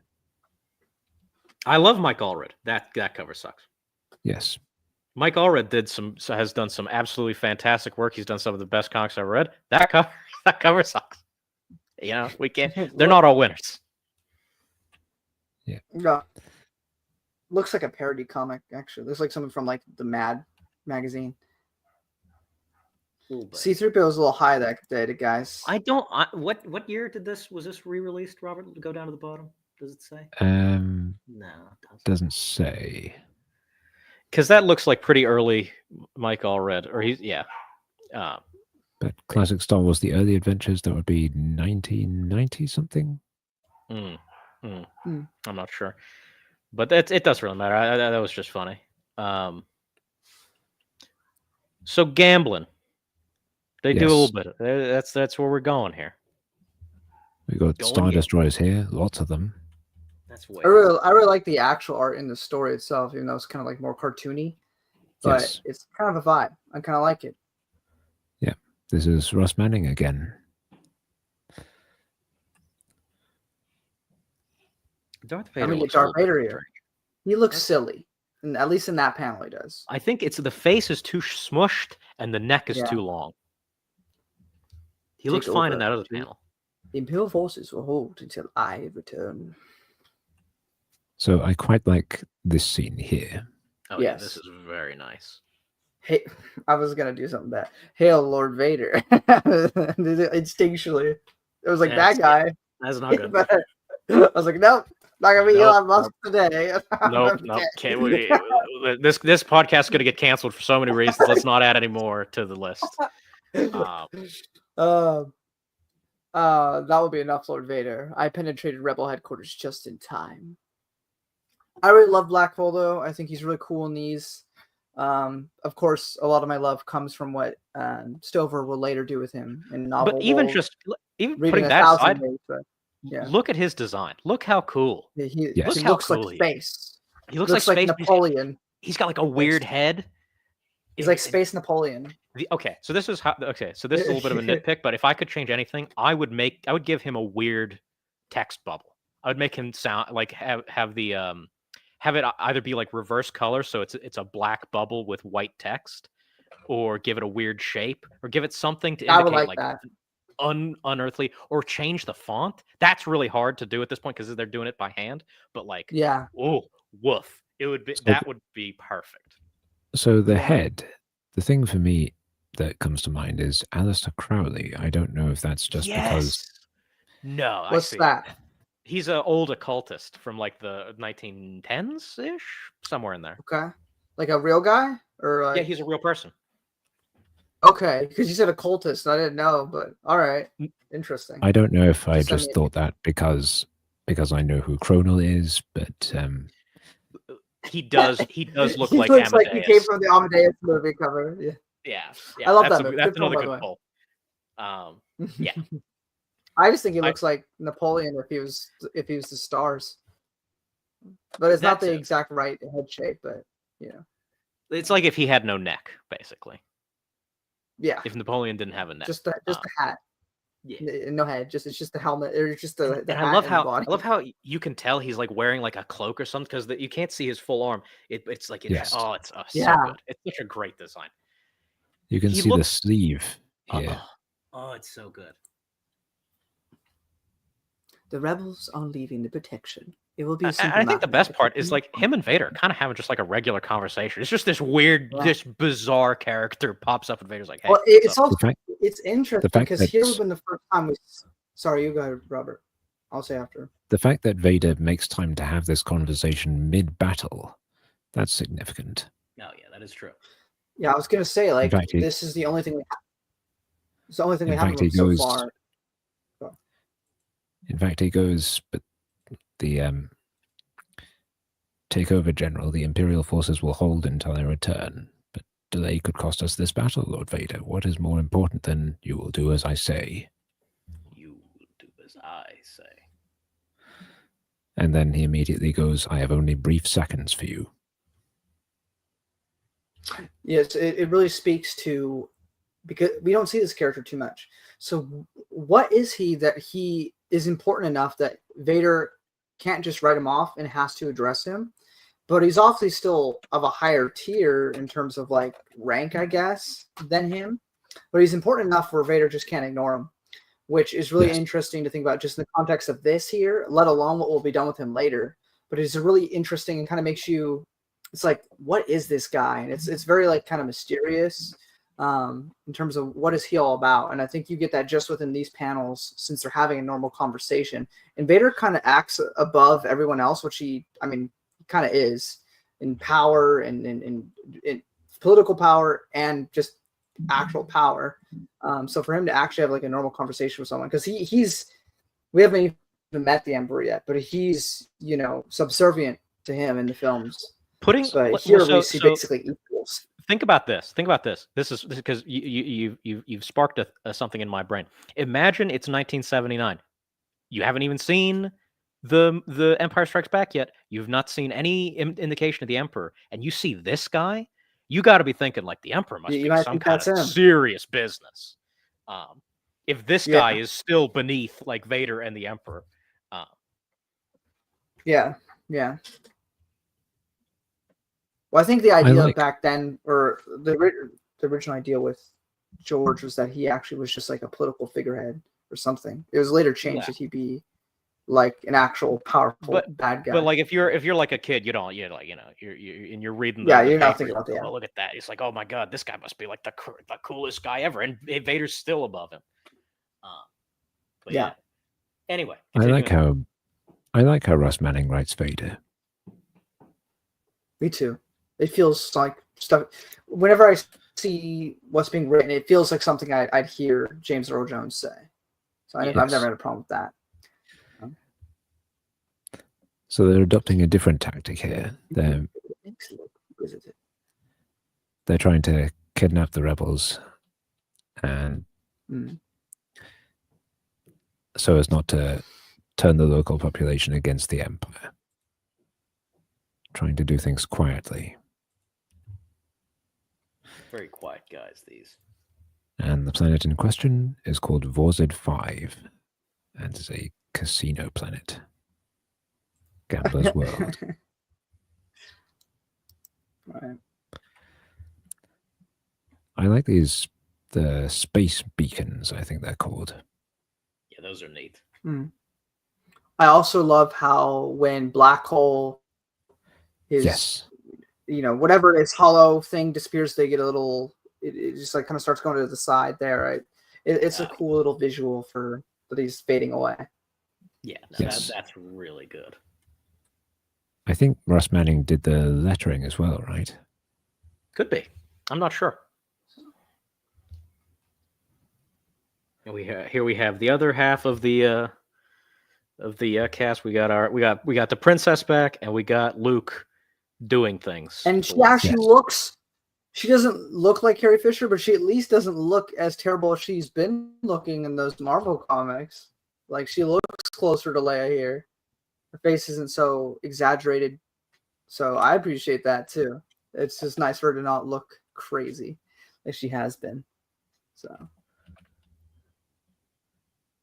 what do we think of Vorzid 5? It's cool. Nifty I like it. Yeah. I like it. I would hang out here. I like that there's a big casino sign and a naked girl. That's fun. That's great. It's like a squid head or something to the left of it. A sign that says girl. Just girl. Well, she's a little red. Is that a Zeltron? Are we saying that's or is she? No, she's got a claw hand. Never mind.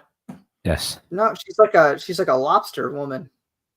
Don't make her upset. That's much better, honestly. That's so much better. That's funny. To the Casino Royale driver. I like that they're in a Jetsons car. I was gonna make that joke. Yeah, that looks like a Jetsons vehicle. The vehicles have been mostly decent. Oh yeah.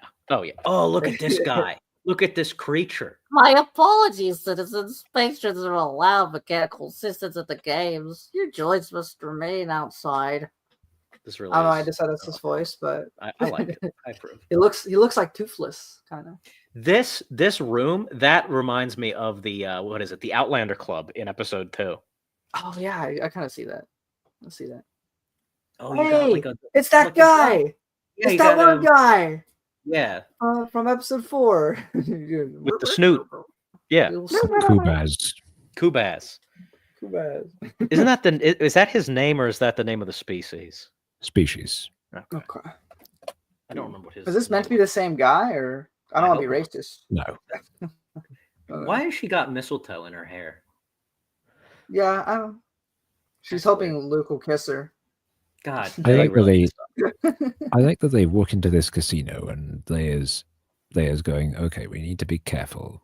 We've got this contact we need to meet here.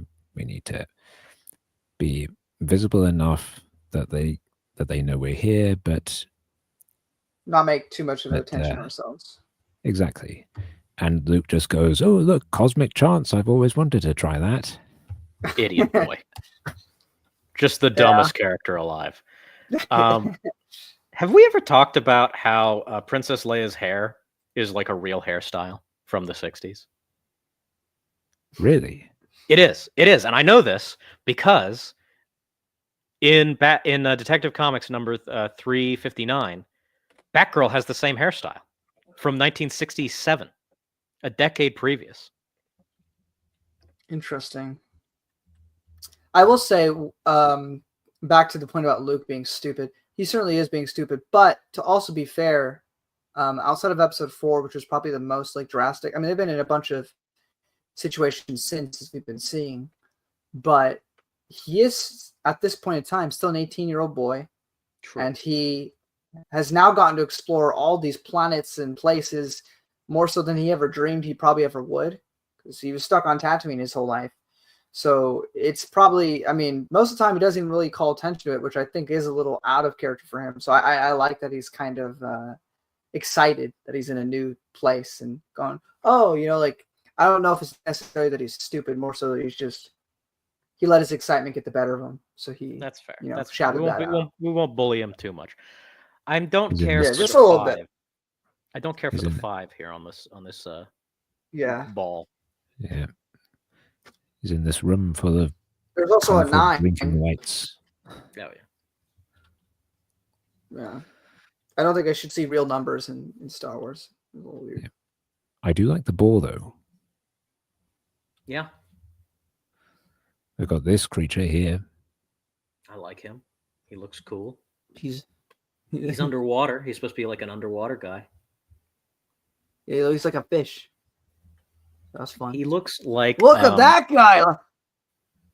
He looks like that guy looks kind of like a duck. Oh, yeah. Yeah.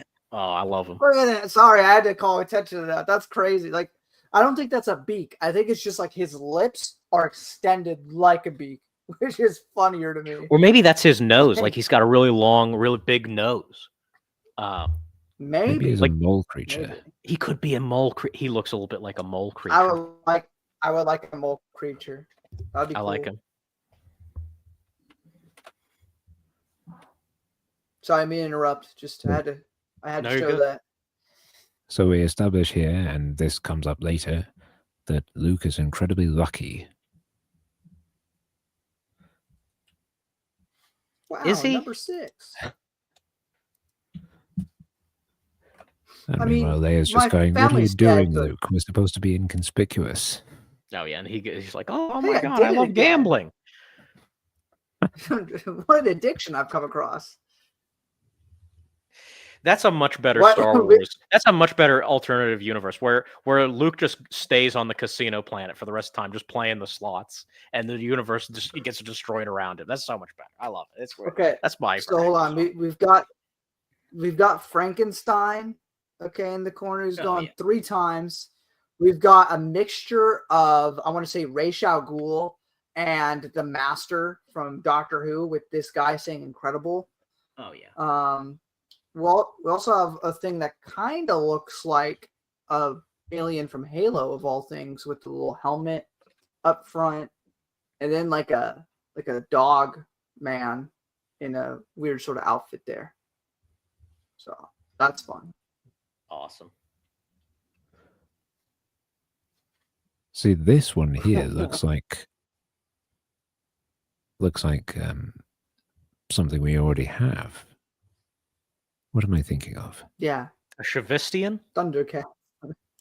Probably. Oh yeah, maybe. And he says meringue. Scott says meringue. Oh my gosh. The same Also, race Scott, as I the... approve. Yeah, I approve of the profile pic. You know what? You can't blame Luke for wanting to do a little gambling, especially they missed out on the wheel. You can't miss out on the wheel. Nah, That's true. fair. He did miss out on the wheel. He didn't get a chance. But yeah, what if? I mean, is it supposed to be a cat? Because I'm gonna say we could make it be the thing that Han meets in the AC Crispin books. Oh, I don't know if that works. what are they called? One of them.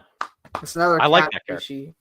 He was cool. Yeah, I love him. If anybody else, like, how do you replace Chewbacca? It's impossible. But they found the closest second by making that character. Yeah, I can't wait to talk about those books. That's going to be a lot of fun. But in the meantime, we should be a while from now. talk about. Oh yeah, we got to talk about how Luke just won a whole lot of money. We've got a Jawa here. We've got a Bugs Jawa. We got a Bugs thing. Are those the Verpines? Yes. Maybe? Say that they are. We have a German dude in the background. We've got a Kubaz.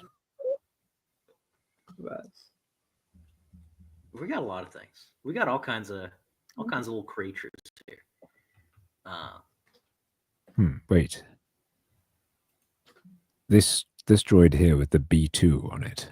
I could be wrong, but I'm wondering if that might be a sneaky reference to Magnus Robot Fighter. It could be. Maybe.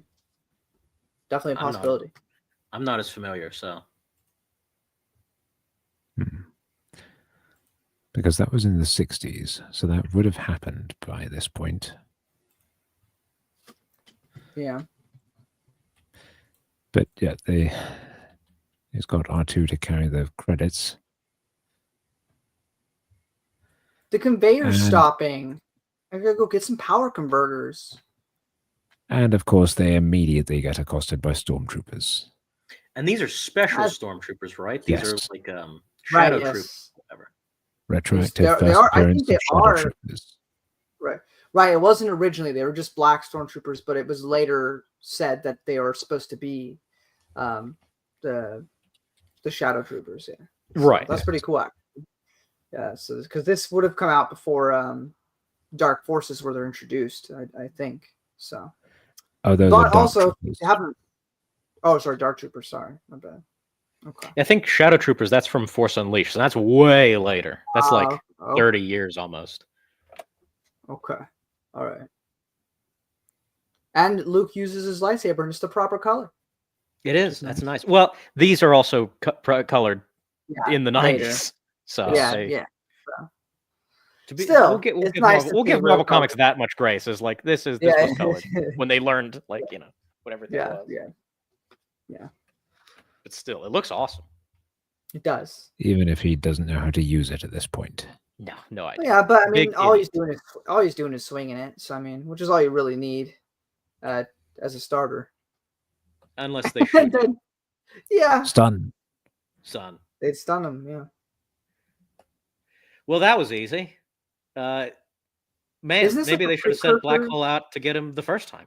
Isn't this like a precursor to the Dark Troopers, though? Because they'd seem a bit better than normal stormtroopers. Are we keeping track of how many times people get captured, or is it just crash landings? I think it was just crash landings, but we could add it. Make it a crash landings and number of times there's a weird moment between Luke and Leia. Okay. Just making sure. I didn't know. Just like the simulations. I can't, R2. If I slow down for you, I'll lose sight of those kidnappers. Yes. So here's the point where R2 rescues Luke and Leia, and C-3PO is also there. which is often the case. Yeah.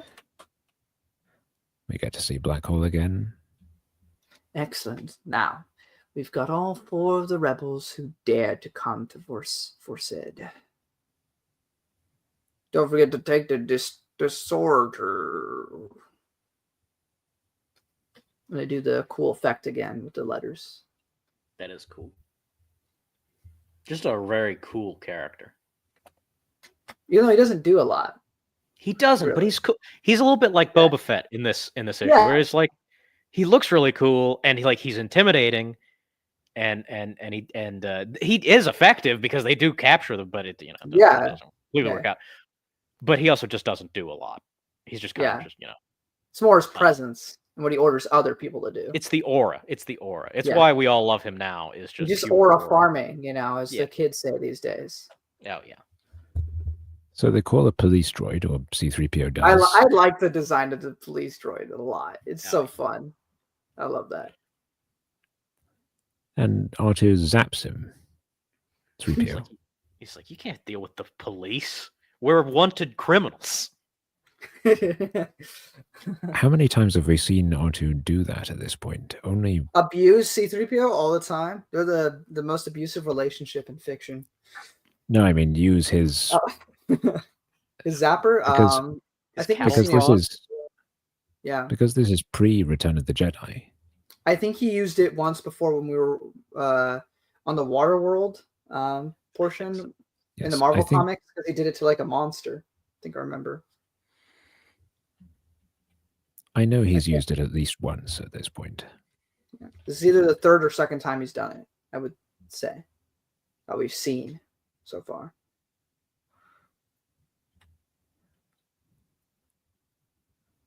I'm almost relieved the secret mission Master Luke is on. Oh, I almost could never have revealed. forgiven myself. Or revealed the secret mission Master Luke is on. Oh, I could never have forgiven myself. Thank you, little friend. But that means we cannot ask for help from anyone. It's up to us to find Master Luke and Princess Leia, and to rescue them all too. That's the best I can do. Poor Master Luke and Princess Leia. What was that shadow creature that kidnapped them all too? One thing I did notice about Russ Manning's writing, he uses the ... a lot. I'm wondering if some of those are meant to take the place of commas. Well, yeah. So this is still in the era. They're transitioning away, but they've not fully done so, of assuming the reader can't see periods or commas. Right. Why would they assume that? What was that about? Well, from back in the 30s, you couldn't. You could not make out. It would just look like a dot. It would be hard to read, so everything had to end in an exclamation point or a question mark. Or a ... That's easier to make out. Interesting. And they're still doing that. Like they do that all the way from like the 30s up until like the early 80s, and even still into the 80s. There's still some hangers on. By like 86, 85, 86, like that's a thing of the past. But we're not there yet. Okay. Well, thank you. I didn't know that, so I learned something new. I also really love those panels with the green and the shadow of them talk. Well, I guess it's mostly just C-3PO talking, but I really love that those 2 panels there. Yeah, once you notice that everything has to end in an exclamation point, it becomes really annoying.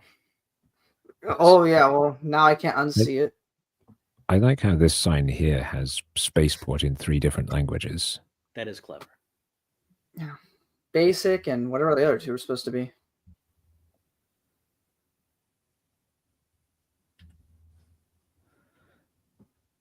And then they run into the Freelies. What a fit this guy's wearing. He looks like he's wearing I get them all mixed up because I'm not really a big fan of it, but his pants are just that one kid from South Park. Oh and yeah. He's just showing his whole chest just out. And we've got this otter creature here. Oh, keep him away from Horn. Yep, Horn's gonna get excited.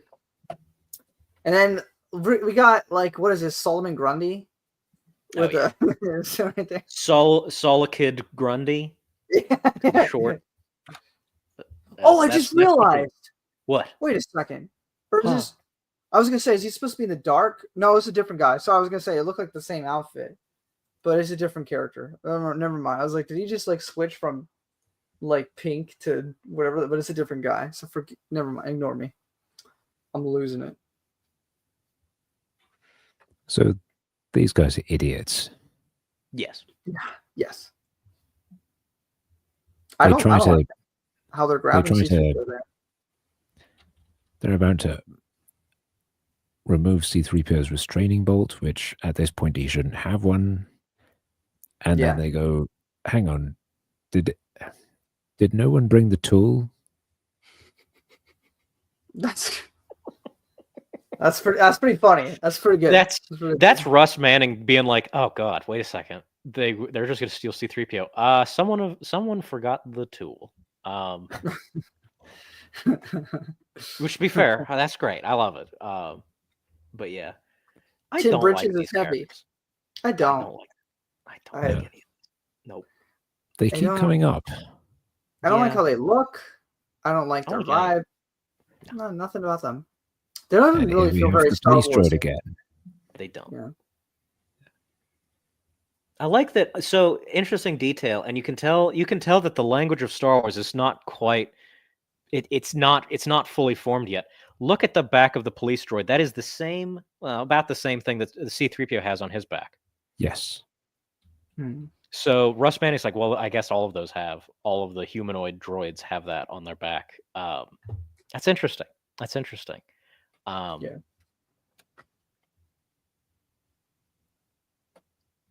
And then C-3PO gets a concussion. A Yeah. droid concussion. Yeah, as he do.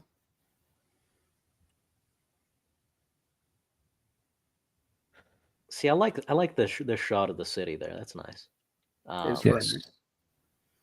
We are kind of in like the droids are hanging out territory, and I must say that does very little for me. As a big fan of droids, I love when it's just them. I get a kick out of it when they do it, as long as it's not overdone and they don't do it too often in these strips. So I have a good time with it, personally. So this is interesting. We established that the Shadow Troopers are not humans; they're Harakians. That is interesting. Especially because if we're counting the entire expanded universe later on, Palpatine's pretty speciest. You know, he only allows every once in a while, like he has Thrawn because he's extremely good, which implies that if you're taking that into context, then the Shadow Stormtroopers are really good, which is why I would assume he's made the exception. I would assume that Palpatine has kind of delegated this to Black Hole. That's do whatever you need. Yeah, because he seems like he's basically an independent agent in this story. He's got a massively free hand. He can like contact Darth Vader and like talk to him for more than a second. So that's yeah. So that's interesting. That is interesting. Though to be fair, the movies establish like every Imperial we see in the movies is a human. Yeah, this is true. It's true. So, and even I was gonna say, even with in episode 4 we had Tarkin, and Vader had to listen to him.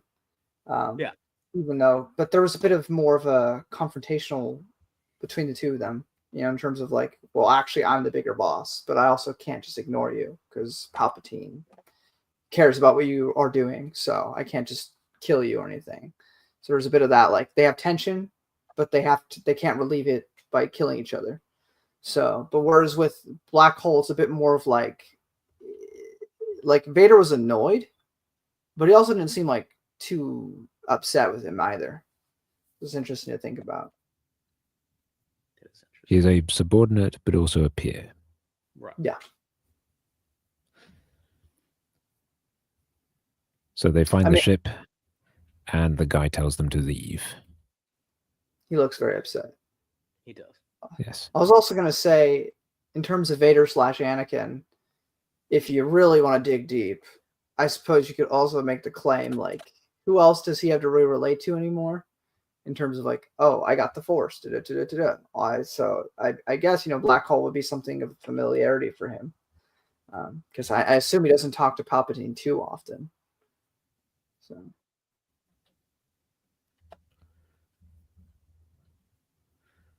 So I do like this from R2. Him suggesting that they find another owner and use him to get on board the ship. So just lie. How's that? Yeah, so that's something I can imagine R2 doing. Oh yeah. I mean, he looks like the type to just lie openly. He's a master manipulator, this guy. He really is. Have you no feelings, no compassion? Master Luke kidnapped, and all you think of is finding another owner. I think he's missing the point, but... Beep, boop, beep, beep. Oh, I see. Harakian, who can take us aboard that ship, but where would we find... R2, where do you think you're going? Answer me, R2! And of course, during all this, R2 is still carrying the credits. Stubborn glob of grease. He says at the end there. It's funny. He calls him that a few times in this story.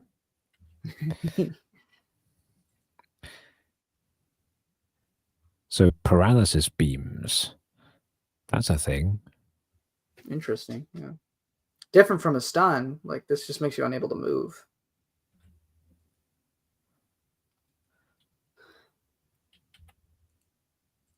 So what do we think of this cover? It's better than the last one. That's for sure.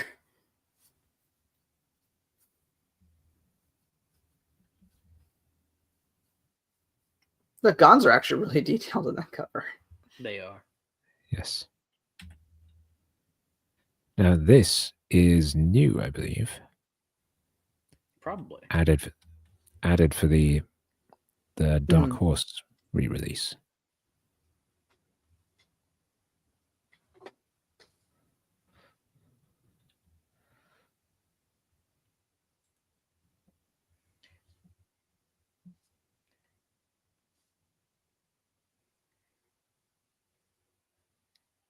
So they're here to... So the Empire is profiting off this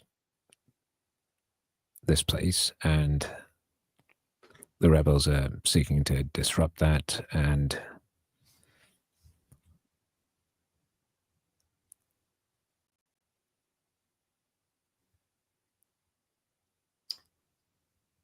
some way to rescue their master, but they're something. Yeah. Two local rebels. So Paxin and Falud, two local rebels. That's these two here. Oh, okay. And I just find it funny that they're mentioned by name in the opening crawl here, because they're such non-characters. Yeah, that's fair.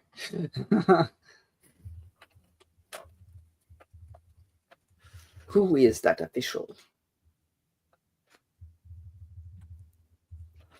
Oh. Don't be naive, woman. Your fellow conspirators have already felt the sting of the mind probe.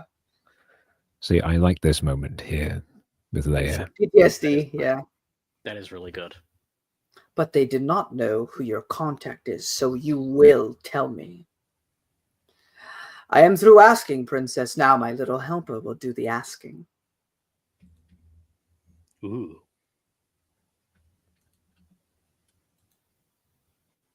So like again, we've got Cantina in basic, and then here in whatever language that is.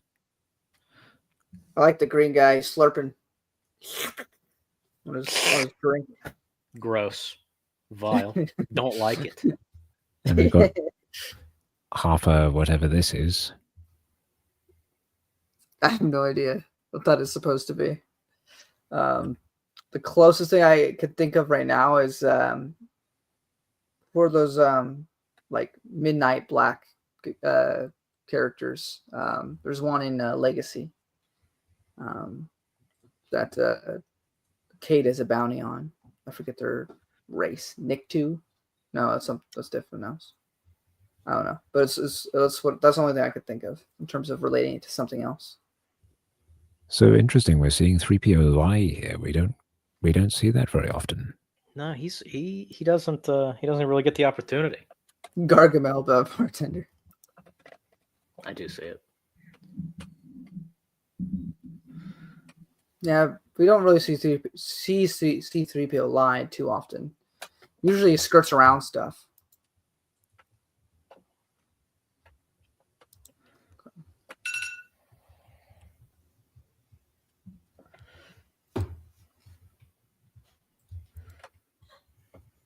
Yeah, they keep the droids are trying to find their way in. Yeah, we can kind of hop along. I know some people we gotta leave in a little bit. I like this droid here. That is a very interesting design. Yeah, it's fun.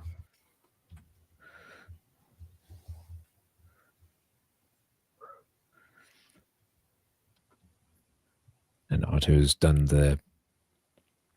he's scomped in and found Luke and Leia.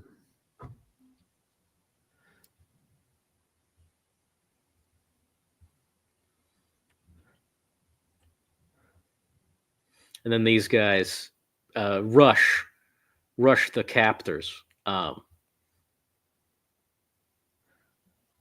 But Black Hole seems to be not just sort of a weird design, but also intangible. Yes, I'm assuming he's a hologram. I mean, that would make the most sense. We do see him coming out of a box at some point, and I'm assuming Yes. he's not like a genie. So.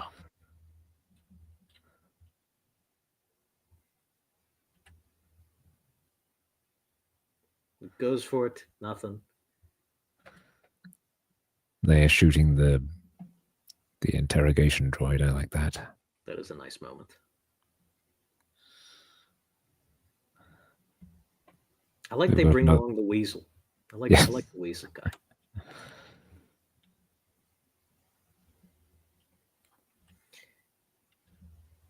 And dead.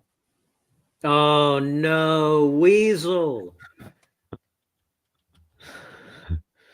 Well, it's gonna happen. He's not a main character. In fact, I don't think he was much of a character. Oh no, they got Falud. I didn't know he had a name until right now, but he did. He was cool looking. I did like him. And he's important later. But yes, they get R2 to deploy the foam.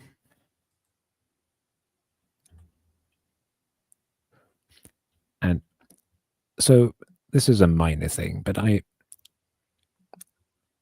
really think they should have just not had any dialogue here, because you can infer what's happening from this panel, right? Yeah, that would be that. They wouldn't make that decision if this book actually did come out in like 1990, whatever. That wouldn't be there. But they weren't as the medium was not as confident in itself at this point, even still in 1970, whatever. Yes. Crash right through the stormtroopers, Luke, while they're still blinded by the extinguisher foam. I'm going to waste precious time by telling you all this. Right.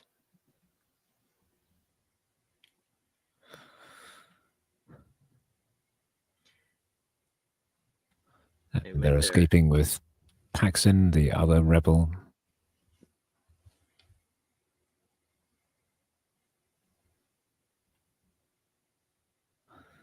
Some nice shots. The outside we see just like a straight up like Jetsons vehicle again. Just another one.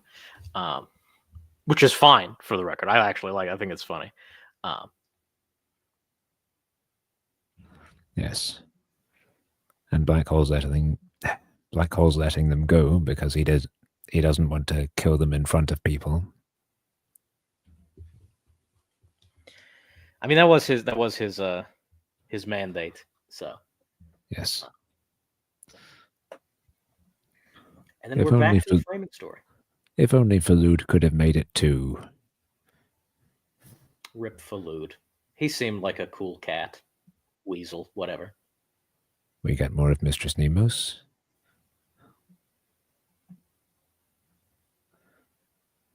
She's fun. She is.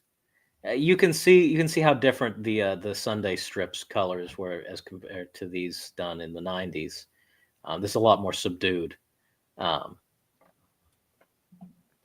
don't like how C-3PO just plugs something. That's strange. Anyway, continuing. Attach lead B to right nipple. Nope.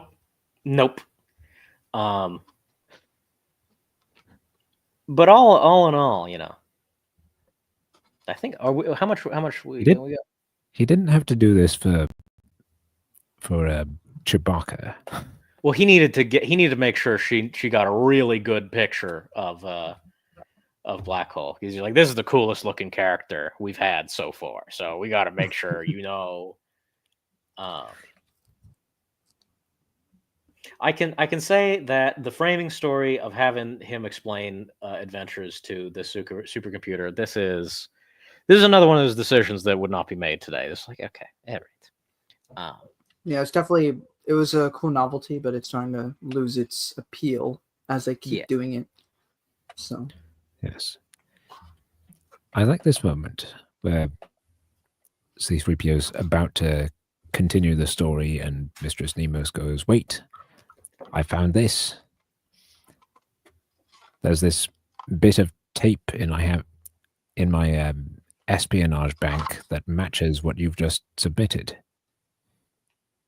And we see this moment with Vader and Black Hole.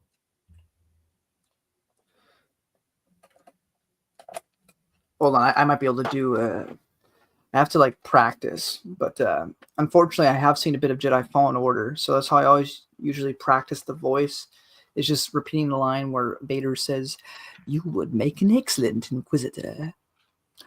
You underestimate your opponent, Black Hole," but I can't hold it, so it's not worth it. But that's all right. You underestimated your opponent, Black Hole. Well, Robert automatically sounds better, so we'll go with that. Well, that's the information given me was inadequate, Lord Vader. Yeah, it's just objectively true. I had no way of knowing those two bumbling droids could find our ship. I do not accept excuses, you fool. You have failed me once. Do not fail me again.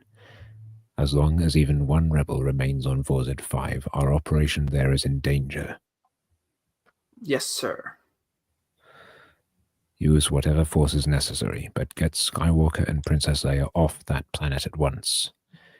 And see that there is absolutely no reason for anyone to suspect the Empire. Go. Do not fail. Yes, Lord Vader. So he disappears again. Very cool. Yes. To be fair, I think I'm gonna have to end it a bit shortly, so maybe we could pick up the last little bit of this next week. Well, there's not too much left. We can. I don't have much to say about the rest of it. There's just a little bit like a fun. If we pick things up a bit here, we can get through this quite quickly. Okay. Okay, so they've escaped, and R2 goes, "Hang on. What if we had the means to help protect them, since they just got kidnapped and we had to rescue them?" And so there's this whole thing with him and C-3PO trying on these weapons, and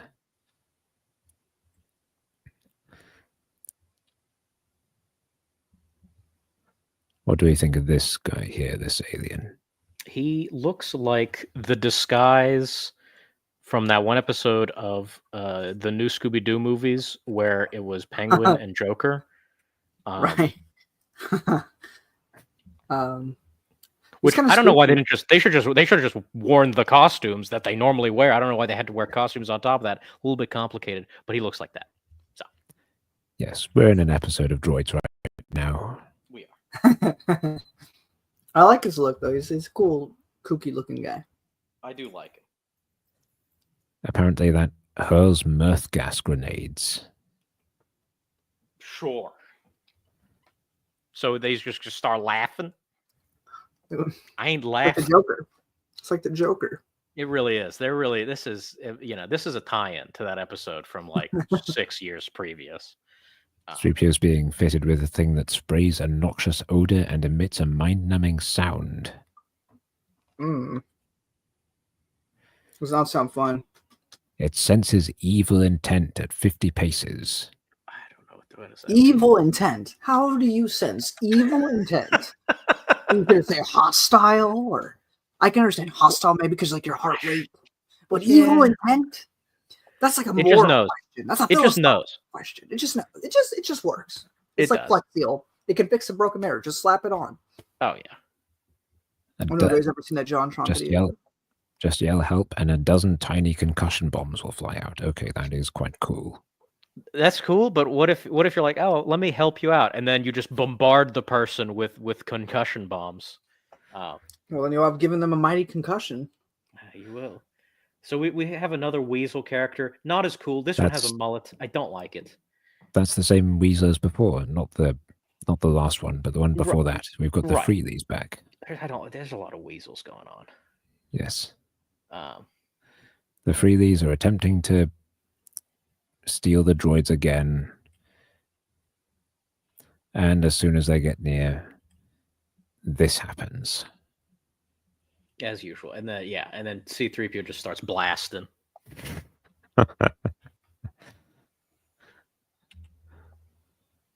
They're really lucky they didn't kill everyone in this room, including themselves.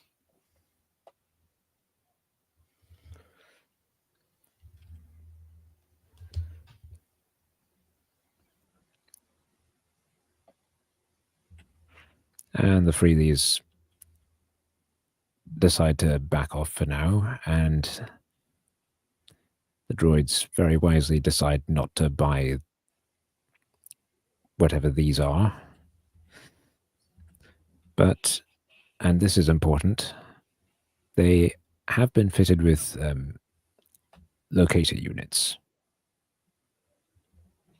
That would be useful. And what do we think of this cover?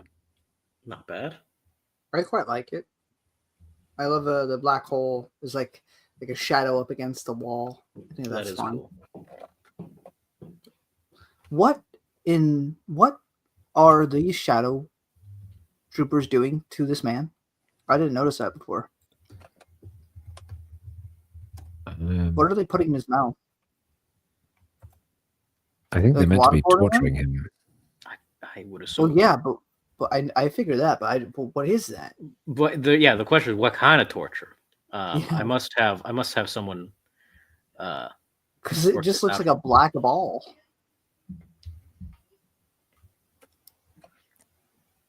Testing for the amount of alcohol he's consumed in the last however many hours. Could be.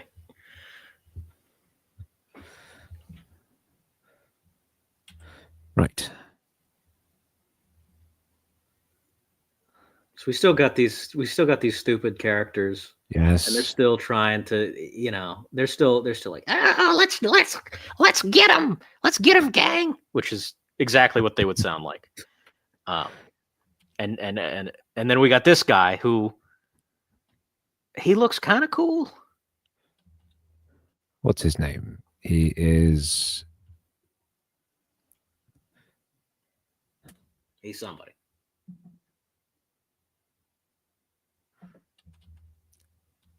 Don't know. I think Leia mentions his name on the following page, but yeah, he's talking about the contact that they're supposed to meet, who is apparently one of the higher ups in the Vorzid government. And I don't like the look of that guy. He looks like a droid's character. And he says, "This person will meet with you, but only one of you." And Luke says, "I should go. I have extremely good luck." Well, actually, no. They draw straws because that's a very Star Wars thing to do, of course. Right. Yeah. He's got a lot of rings on.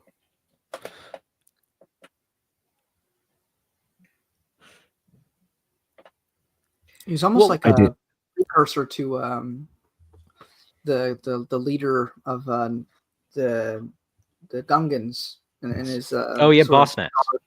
Yeah, Boss. Thank you, Boss Nass. I did find this funny, the return of Luke's incredible luck. Well, they are saying don't let Luke draw the first straw. Well, shouldn't they just be like, hey, the most experienced diplomat, Princess Leia, you do it, because like that is your thing that you do. But I'm assuming someone was like, nah, you have to make it Luke. Yes. Who are we going to pick? Luke, Leia, or this guy that we've never met before? Why didn't Falud make it? He was way cooler than this lame guy who sucks and no one knows what his name is. See, they're going, see, there's something positively weird about his luck. Man, that luck would have come in real handy when his aunt and uncle got burned alive. Well, he wasn't there, so that's why. Well, okay, so he has to be within the perimeter for the luck to kick in. Okay, yeah, just making sure.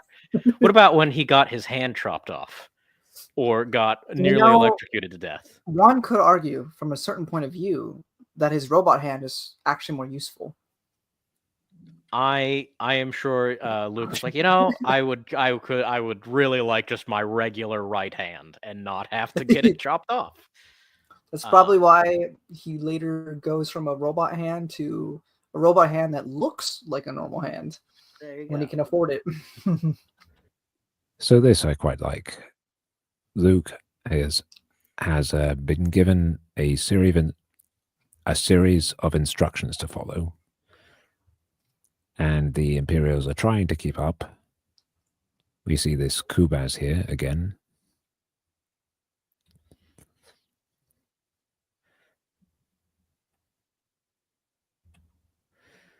And take hovercab to flitter pad at west end of spaceport. See the shadow troopers are observing.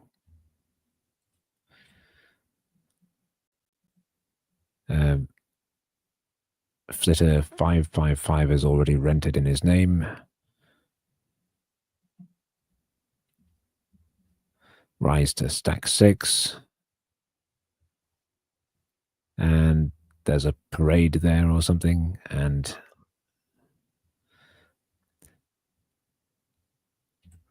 basically trying to make it as difficult for the Imperials as possible to keep up with him.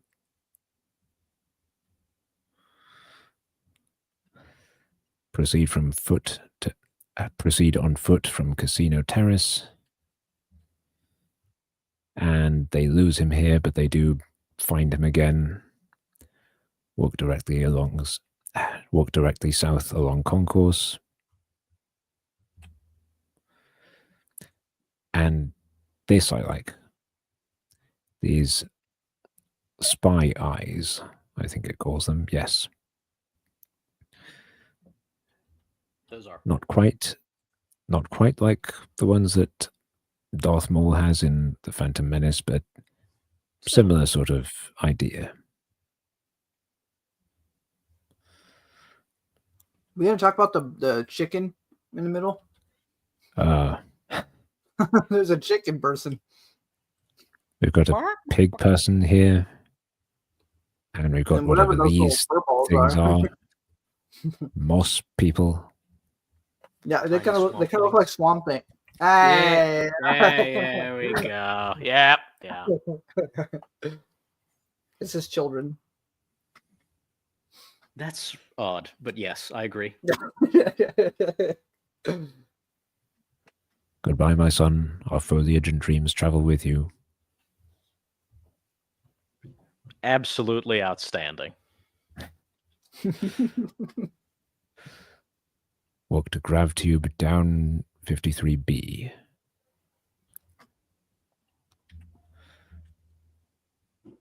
I also like that the Shadow Troopers are like the inverse, because the clone troopers always have the white helmet and the black eyes. This, they're pure black, but they got pure white eyes. Now they kind of look like Batman, or like they're cosplaying as Batman. That is fun. That is pretty sick. That's pretty awesome. And here, the zapper panel now. yes. So they've planned for this. I like that. Black hole. Something or someone zapped all of my spy eyes. Skywalker's got help. Move in fast. Get him. Take grav tube down 53B to level 4. Exit to cargo tube ZZ8.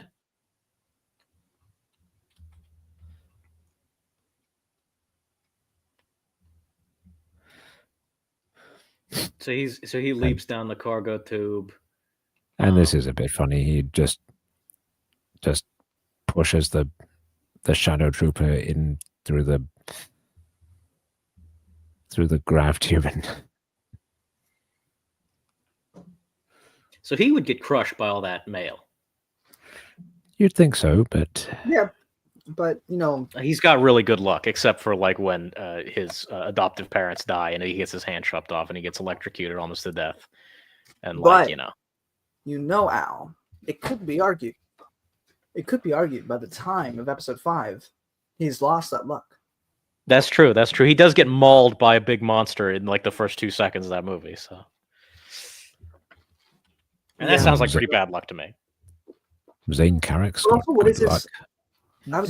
No. Zane Carrick just has luck. Sometimes it's good, sometimes it's bad. Yes. But it is interesting. Is it luck or is it the Force helping him? I think. Well, that's what they say. Is like it's Force luck.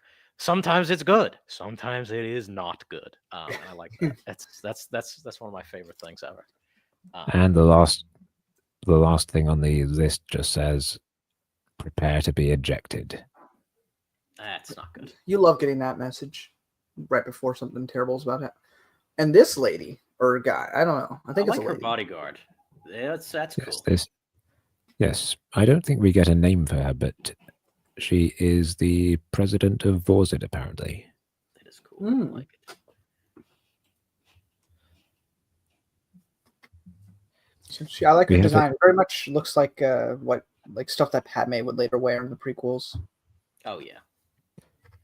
We have a sort of similar-ish design here to the battle armor from the Constancia affair. A little bit. Yeah. Definitely have a similar build, though no guns on their shoulders, so that's a step down for me. They've got something on their heads. It looks like an antenna or something.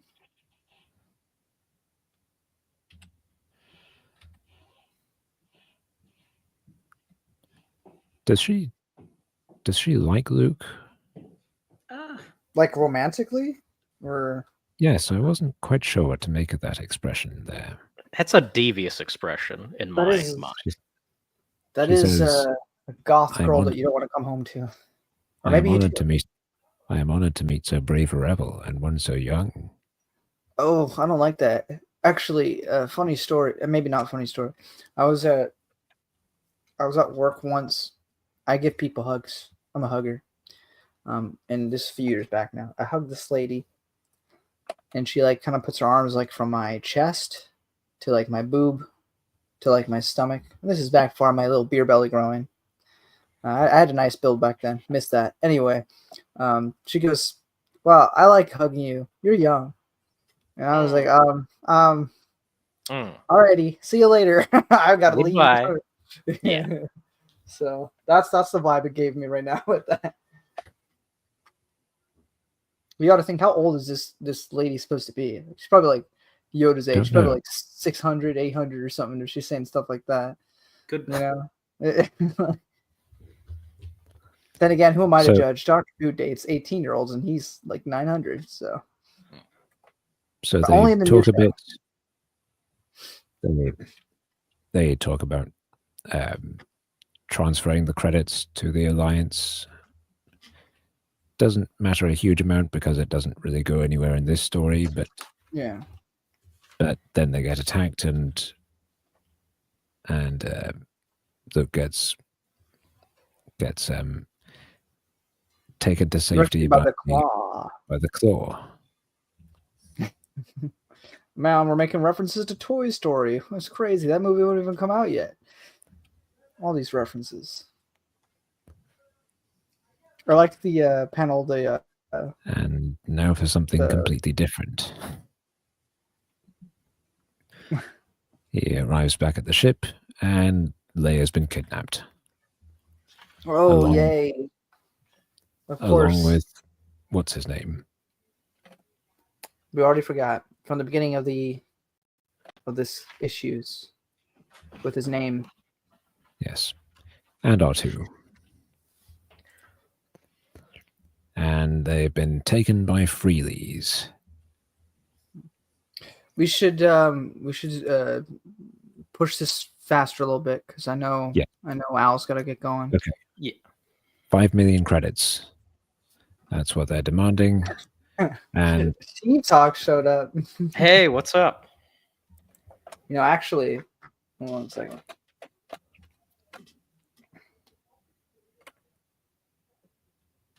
Is there anything from the last couple pages that we need to comment on? Specifically? Kubaz. And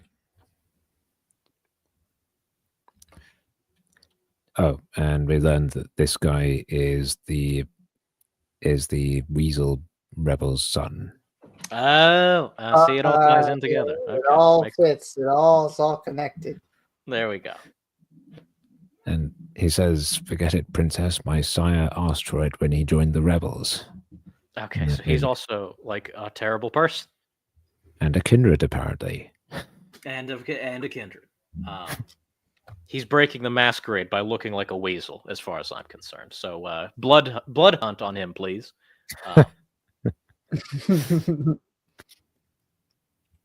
But yes, one of them is missing, and that's because he's being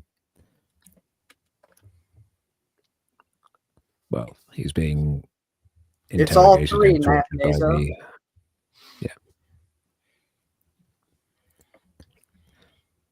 And Luke shoots the interrogation droid and one of the stormtroopers, and no, actually,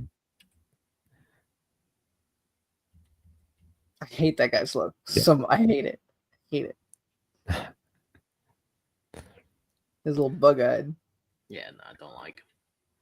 Yes. So they rescue the Freely. They arrive at the place with the others.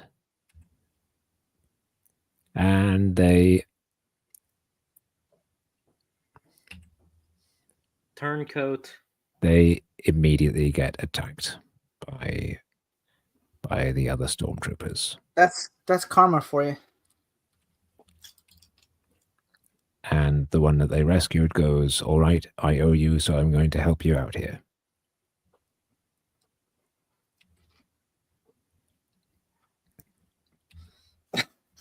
The faces on these panels is crazy. And he gets shot and killed here. Excellent. Good riddance. Do we feel bad? No. Particularly. No. Maybe if they made me care about these guys, but they didn't. So. Me too. I do love these classic comics. I don't love the characters that just die, but I do rather like this story. Yeah, these are fun. These are good. I like this panel here with the mud encrusted. Yeah. Oh yeah. That's a good detail. Cool. I don't know if she's still here, and I don't know if he's read Shadows of Mindor by Stover, but I know Stover's one of his favorites. Without this comic issue, you would not have that novel. So two things I like here. Leia holding the lightsaber. Yep. And then C-3PO holding the lightsaber. Very nice. Can you hold this for me for a second? Sure thing. And then that is the end. This is the end. Yeah. So, I think the Gambler's World was fun, but it did have like a lot of stuff that I'm not really particularly crazy about. A lot of it is droids related. I love the droids, but that doesn't do a lot for me. I like I'm a bit more the positive Kashyyyk. toward it. But... I like the Kashyyyk stuff. I think that's fun. Mostly on like a historical basis, also like with all the creatures. And then what's it called? The other one, meh, didn't do a lot for me. So yeah, the first those are my thoughts for me. Yeah. Yeah. How about you, Robert? How do you feel about all these? Yeah, I admittedly struggled a bit with Gambler's World. There's a lot of stuff involving the freelies that was a bit. Well, I can agree. Yeah. For example, the whole the scene involving C-3PO and R2, where they're trying on the weapons and all that stuff happens. We could have done without that. Yeah. Yeah. How about you, Alex? I think I'm pretty much of the same mind. I still think I like Gambler's World the most, just for Black Hole himself. And I like the art a lot. I think, next to that is Kashyyyk, because I really love whenever we explore Kashyyyk, because I feel like we've had 30 plus years of that planet, and I still feel like I've barely even touched the surface of what could be lurking down there. I mean, the most we got in terms of like big ancient things was not supernatural encounters, but KOTOR itself with the beacons leading toward the Star Forge, which was cool that they have one down there. But I just think there's so much there that could be explored. And it's so mysterious, like our own ocean, where we barely even know what's in our ocean, and it's our ocean. So that's kind of crazy. So it's kind of the same sort of vibe where it's, obviously there's probably nothing crazy down in our ocean, but it's that mystery because we don't know. Yeah, it's all about the exploration. Yeah, so it's the fear of the unknown, as H.P. Lovecraft would put it. So, I like to think that maybe there's some dinosaurs still living at that are aquatic, still living down there because we haven't reached the bottom that can survive that pressure. Maybe that's where the ideas of the Loch Ness Monster come from. But in terms of Kashyyyk, I like that same sort of idea for that planet. We like the Seregi. Yes, we do. Yes, very cool. Liked him a lot. And then the first one, it's fun. I don't have much to add. I like the Thing 1 and Thing 2 creatures. I think they're an interesting design. They are a little kooky, but I love when Star Wars just kind of expands the world and just makes it a little bit better, just by adding stuff, even if it is silly. That's how I feel about them as a whole. So I appreciate the Gambler's World the most for introducing. I mean, on top of Shadow of the Mindor, I mean, there's a lot of stuff that Joe himself did with that concept in Supernatural Encounters, which has just helped build upon that character, make him more mysterious and more interesting. And so I really like when Star Wars can get. I think I know everything. I've read all the novels, but then you'll read a Supernatural Encounters or think about the depths of Kashyyyk and go, well, maybe there's secrets that I've not yet uncovered, and I like that idea. So that's all I'll say there. But thanks everyone for showing up. I appreciate you guys a lot. Thank you for having me as always. Thank you, Robert, for being dog. Yeah, my dog's freaking out. Yeah. And thank you, Robert, for being my resident, helping me with going through the comic book panel, so I don't have to keep switching back and forth, and for just almost always being available, and for lending your beautiful voice for us all to hear all the time. You're welcome. I wouldn't be the same without you. So I appreciate all of you. Appreciate everyone who's here watching. and we'll see you, I think, next week, because I want to make sure we do it before it gets closer to the holidays, because Easter people may travel to go see family, so I want to make sure I prepare for that, so. But yeah, so I don't remember what's next, but I'm sure it'll be a lot of fun. Out. I guess we will be a mystery, like how I ended this. So until next time, guys, we'll go to another franchise and say live long and prosper.